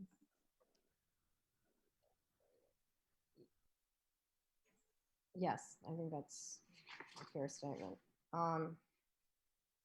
Okay, and then the next page is really just, it doesn't prevent, as I said, rentals on 30-night or more basis. Again, this was the distinction originally between the registration and permitting process, but we've discussed that quite a bit, not taking away that distinction perhaps. Parking restrictions apply across the board, we already mentioned. This calls for that, if it's a business, if it's a business, then it might be non-occupied, might be open to more intensive requirements with respect to inspections, and of course there would be penalties for non-compliance. Yep. All right, well, I thank you for putting that together. I think it really helps the ORC and helps us to give them advice. Well, it gives the ordinance review committee framework on when we talked about policy last week, or the last time we talked, it gives some guidance that it might not otherwise have. Yeah, I think it does too. And I there's just a couple things that I think that we need to remind people, and that is that the voters will vote. If they don't want to limit short-term rentals, then fine, then that's what they'll do. If they want to limit short-term rentals, then you'll know we'll all know where the majority lies. The thing is that there's a lot of folks being vocal that are property owners, understandably now, but I mean I think that they're aimed at getting us not to put something on the ballot. But I think that to Doug's point last time, that, you know, we'd be irresponsible at this point not to put something on the ballot at the appropriate time. Jeff? Yeah, Deborah, the feedback that we've received of recent has certainly provided a, I will say, balanced perspective of this, and that we're hearing from, I don't want to say both sides of the issue, but certainly there's a group that certainly wishes to protect their right and ability to do whatever they want to with their home or their property. And then there's another group of people that certainly wishes to protect the integrity and safety of neighborhoods and the neighborhood and community spirit. I mean, it's no surprise which Yeah. land I step in, and that's all about preserving a neighborhood. You know, I think about neighborhoods and living in neighborhoods, and this is my 30-second spiel here. When I drive through a neighborhood, I know that these two kids on this corner are going to be playing on their bicycles when I come around that blind corner, and that I need to keep an eye out for them. I know that the neighbor's 14-year-old dog tends to walk across the street and not be on a leash, and to keep an eye out for that dog as I drive through. I know that a lady down the street might or might not know that it's her garden that she's walking through versus the neighbors across the street, because, you know, and that list goes on as the things you know about your neighbors and your neighborhood, that someone, for lack of a better word, blasting back and forth around through the neighborhood because they're trying to find an address for an Airbnb on their iPhone, and what Google says and the GPS says is not what the description of the house is, and having that type of traffic being very varied, none of those people know the nuances of the neighborhood or the concerns of the neighborhood or the safety features of the neighborhood, safety issues, or their neighbors. And it's that concern that I think reflects respect for the community and respect for the neighborhood that the short-term rental process tends to erode. And my intent is not to limit someone's ability to have rights, have their property rights infringed upon in any way, shape, or form, but it also has to respect those that are around them.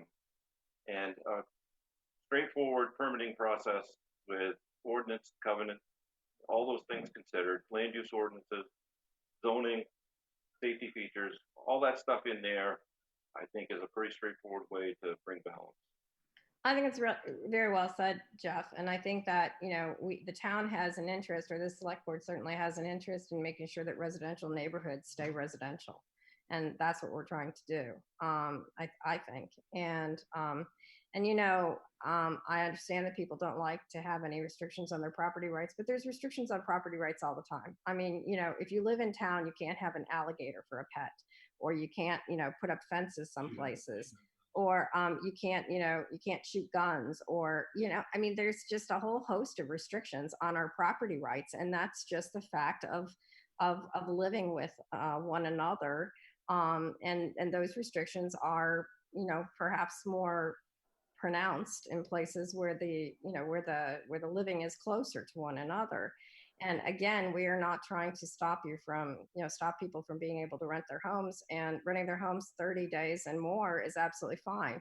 What we are trying to control is the practice that we consider to be a business, which is less than 30 days. And that is a business. Mhm. I'm in the group of having customer-facing businesses in residential areas, neighborhoods, zoned residential neighborhoods. That's why you have zoning ordinances. I mean, Right. you don't have that traffic. You don't have the busyness. You respect the rights and privacy of your neighbors. Mhm. Denise, did you want to add anything? Otherwise, we'll go to Bill in the comments. Yeah, and I guess I just want to weigh in on the notion of the select board working on these short-term regulations and developing the policy recommendations to the ORC. I know some have said, you know, basically, if you count the numbers of who's spoken up about this, more people are opposed to any sort of short-term rental regulation. Therefore, the select board shouldn't even try to move forward on this. And I think for all the reasons you both expressed, and I've heard from a number of people who have not submitted written comments or have not been vehement about their views on this, but when you speak with them one-on-one, they are. And it seems to me, as a relative newcomer to the town, these are longtime residents who've learned how to live with each other. And they understand that this could be a divisive issue, and they have strong feelings of protecting their neighborhoods, protecting their community. But they also recognize that some others in town don't agree with them. And so I think they're hesitant to turn this into a public, divisive, antagonistic issue, but they expect the select board to listen to them and take action, which in this case is proposing something to the voters. The voters themselves will be able to choose at the end of the day. Right. That's very Well consistent. said. Well said, Denise. I've had that same feedback. It's like, you guys deal with it. We don't want to start a divisive issue in town, but it needs to be dealt with. Yeah. So it's up to us to do that. Yes, it is. That's Bill. why we get the big bucks, right? Exactly. I was going to say that, but yeah. Oh, you do get the big bucks. Yeah, right. Bill. Yeah, so I've got a couple of emailed comments, and then I have a few live stream comments that I'll read. So received one from. Hey, long? No, they're not very long. Okay. So comments from Doc Wallace. At this time during COVID, this is just wrong. And this was emailed to everyone too, just so that everybody's aware of that. Yeah. One, the focus on STR regulations represents bad governance by the select board based upon the whining and hurt feelings of a few citizens. A loss of property rights and serious financial damage will be inflicted on a sizable number of taxpayers. Two, with limited opportunity for citizen input, the board appears insistent upon placing restrictive STR regulations on the November ballot. This is particularly surprising given the overwhelming expressions of those against regulations and a near zero 2-year report of the police chief on STR complaints. It is also concerning that given this imbalance, the select board chair felt it necessary to solicit complaints to support the board's desire to place regulations on the ballot. 3, while a November question on STR regulations would likely pass, that removal of property rights must certainly then be put to judicial review. Yeah, and I'd like to say something about that. A couple of us, at least, have tried to get other residents who have spoken to us privately to step forward because of the continued representations by property owners who do have STRs, that they're in the overwhelming majority. We know that they're not because we're hearing it. But as Denise very rightly said, a lot of these people don't want to step forward and make this a big public issue. They want it on the ballot. They want to speak through the ballot. And it's our responsibility to make sure that we try to craft something fair so it goes on the ballot. And yes, in the effort to try to get some people to step forward so that people understand there's a reason that we're addressing this, I have encouraged people to do that, but that's the pushback that we've gotten, as Denise has suggested too. Another comment emailed in, and these were emailed early in the evening around 6:26, just so that put it in a little bit of context for everybody that might be watching and listening. This is from Hunani Wallace. She says, this is a statement Deborah Hall made with respect to property rights of the hotel developer. Unfortunately, the citizen petition that is being proposed does in fact seek to apply our ordinances retroactively. As a lawyer, I am opposed to such an application. When a property owner purchases property and complies with the ordinances then in effect, other residents should not, in my view, seek to literally overturn that approval process. The proposed ordinance would seek to apply a new, more restrictive ordinance to the hotel retroactively. I will never support such retroactive denial of property rights for you as a resident or any other. I am sure that homeowners would not want this done to them, but the fact is, if it can be done to the hotel, it could be done to you or me tomorrow. And then she asks, but in creating STR regulations for non-hosted homeowners, is that not also changing the rules after they purchase their properties? And I addressed that a little earlier, in which I explained why I think that it's a different scenario. You've got You've got an owner who purchased property pursuant to an ordinance. He went through the ZBA and the planning board process, and now they're seeking to overturn those processes. In this case, there never has been an ordinance that is allowing you to do short-term rentals. In fact, it is a business, and as I said, I would suggest that those who have been doing it may have been operating businesses contrary to their own zoning allowances in any event. And if you take that to the extreme, applying that to the extreme, then that means that a town could never, ever do anything that puts any kinds of restrictions. We're talking about overturning, planning board processes versus a town acting to put restrictions on certain uses. And so that would mean that our hands, the ORC, the planning board would be tied forever in any kind of restriction that we ever put on a resident's use of their property. If all of a sudden everybody put up fences so you couldn't see, you couldn't see one another, then we're supposed to, permit that. Anything, because it doesn't say there's no alligators allowed in the village, and somebody has an alligator, so we do an ordinance that says no alligators, that's affecting their property rights. I mean, it taken to an extreme, a town would be handcuffed, and they're different scenarios. So then I'll just read through the comments on the live stream. There aren't a ton of them, but Melissa McCool asks about 50 minutes ago, or just states, at the Zoom workshop meeting of July 9th, there were many of us who did not realize that we were at the point of writing an ordinance. So to see this not being put on the November ballot makes sense. Douglas Wall said, I inherited a home from my parents and don't live there. The only way I can keep it in my family is to rent it short term. Well, I would just ask a question. Why isn't renting it long term? Why isn't renting it for 30 days okay?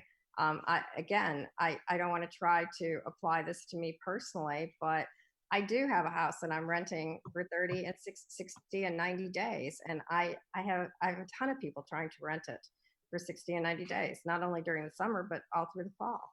There's a rental market out there for something other than short-term rentals. And then Melissa McCool had asked, does the board have the right to enforce private neighborhood covenants? And I answered that basically and said that the town can enforce the covenants, but we certainly can check them so we don't issue permits in violation of them, which we do, as noted previously. Melissa McCool also said, glad to hear there may be exceptions granted. And she said, how many people are flipping houses into STRs? Do we have any idea? I have only heard of non-owner occupied STRs who own their homes and may live there part-time. She continued by saying, we have neighborhoods that are hollowed out for most of the year all along the harbor and C Street and many other places around town. The citizen petition was in place before the final planning board approval for the hotel. Is that correct? I don't remember if the citizen petition was in place or was approved. I don't remember. I don't remember either, but it wasn't approved, so yeah. And then I did receive one more email comment, I think just one, from Claire Tully. She said, I very much appreciate the board's willing to slow down the timeline, especially during a pandemic, which has had a major economic impact on many Rockport residents. I also think the idea of an advisory council is a great idea. We need more data on the impact on home values. Will it inhibit second home sales? Will it affect residents' property values if their property rights are encumbered? For many residents, their home is their biggest asset. Shouldn't we consider the impact on tourism if we want to be a business-friendly town? I'd also like to know more about who are the STR investors from away that are being referred to. Town officials are talking about corporate owners from away. Can you give examples of these? Is there any data about STR investors in Rockport? All the people who spoke at the STR workshop are homeowners who use their own homes, whether they are full-time residents or part-time residents. Most STRs only generate revenue in the summer, and many lose money in the off-season due to no revenue, mortgage payments, old housing stock, high oil costs, etc. It's a losing proposition if you are an actual investor who expects a high return on investment, as opposed to a resident who wants to keep a family home because they love their home in Rockport. Also, could you please explain the concern about having an owner on site to oversee guest behavior when there hasn't been a single police call about STRs over the last 2 years based on Police Chief Gagne's data, whether the STRs are hosted or non-hosted? Finally, isn't a bit contradictory to propose operating valet parking or transit buses for hotel operation against residential streets and then restricting STRs in these same residents? It seems like a double standard. Thank you, Claire. I can respond on the police. Oh, sorry, Jeff. Go ahead, Denise. You go ahead. I was talking to a number of residents over the last couple of days, and they had mentioned this view that they'd seen, I guess, through the select board packet, that there wasn't anything from the police chief, there weren't any complaints. And they said, I'm not going to call the police. I go next door, I wake myself up, they've woken me up, I go next door, I tell them they need to be quiet, I ask them to be quiet. But they thought it was ridiculous to think that people would be calling the police on loud neighbors, frankly. Yeah, and I can comment there too, because I remember talking with Chief Gagne about that, and it would only come up as a short-term rental complaint if somebody specifically said it was a short-term rental issue.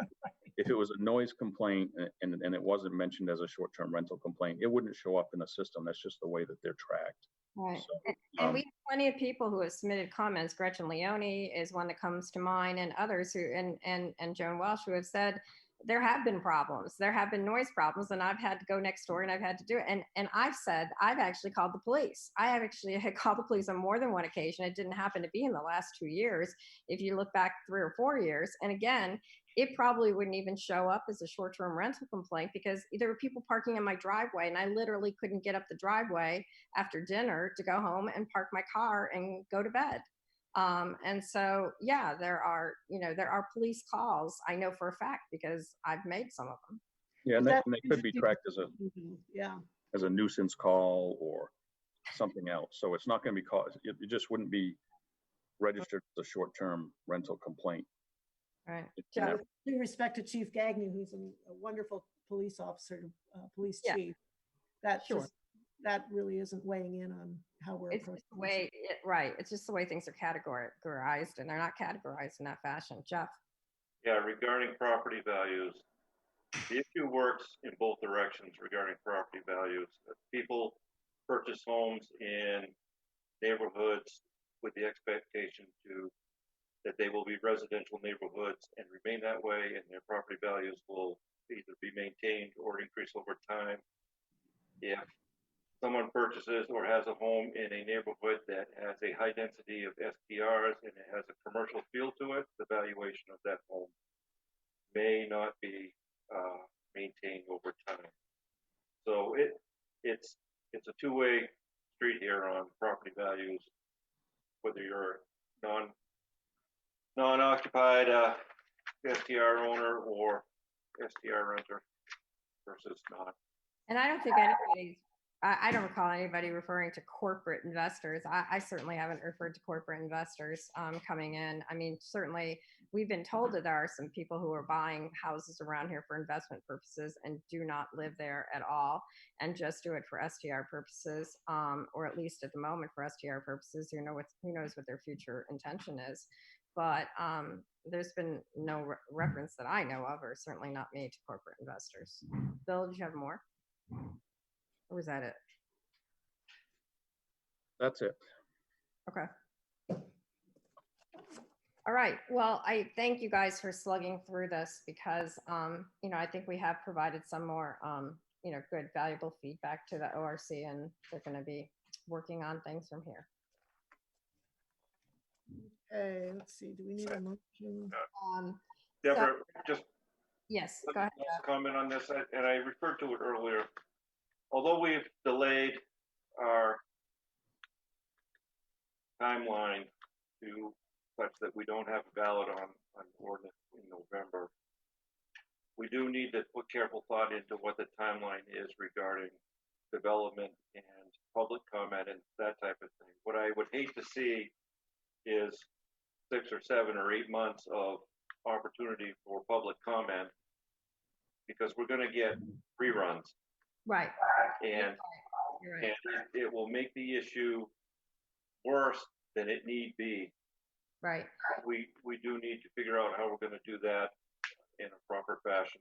And we do need to give the ORC some, and we can do that offline, but you know, we do need to give the ORC some kind of indication of when we want some kind of draft back, or, you know, I mean, we want this to move along. We don't want it to languish.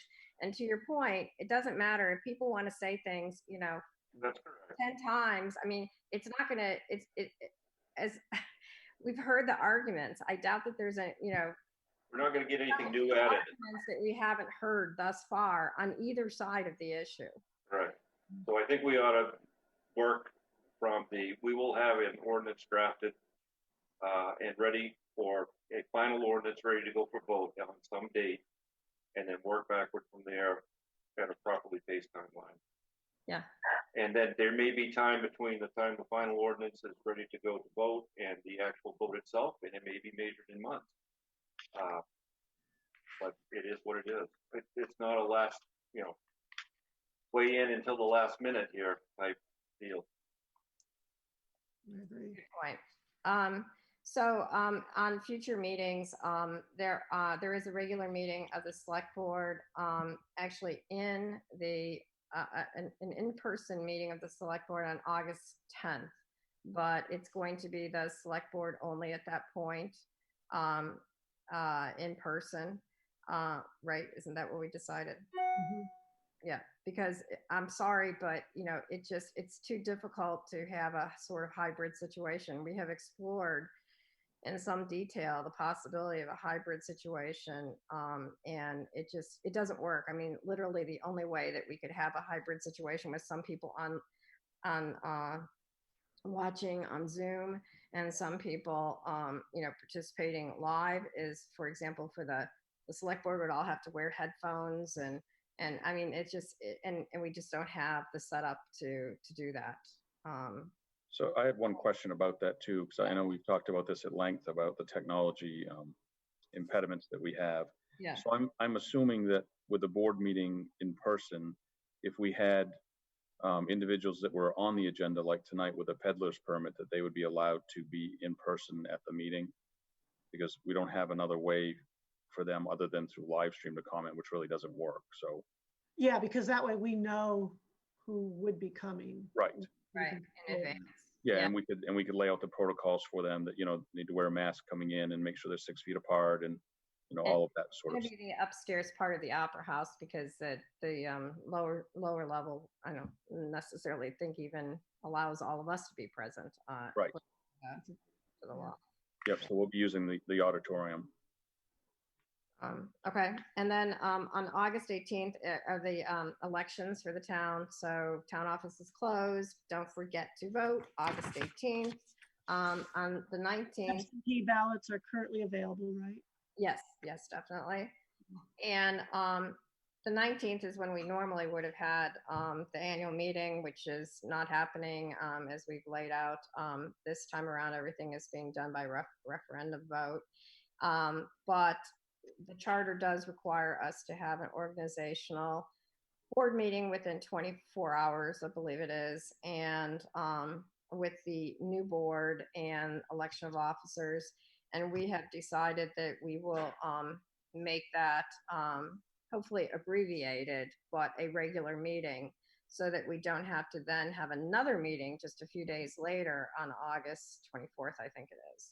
So no meeting August 24th, but organizational and brief meeting on August 19th. And then after that, we're into September 14th for the next select board meeting. And we haven't decided, you know, how that's going to happen. There's just too many things. You know, we just have to kind of take our cue from how the COVID stuff is going.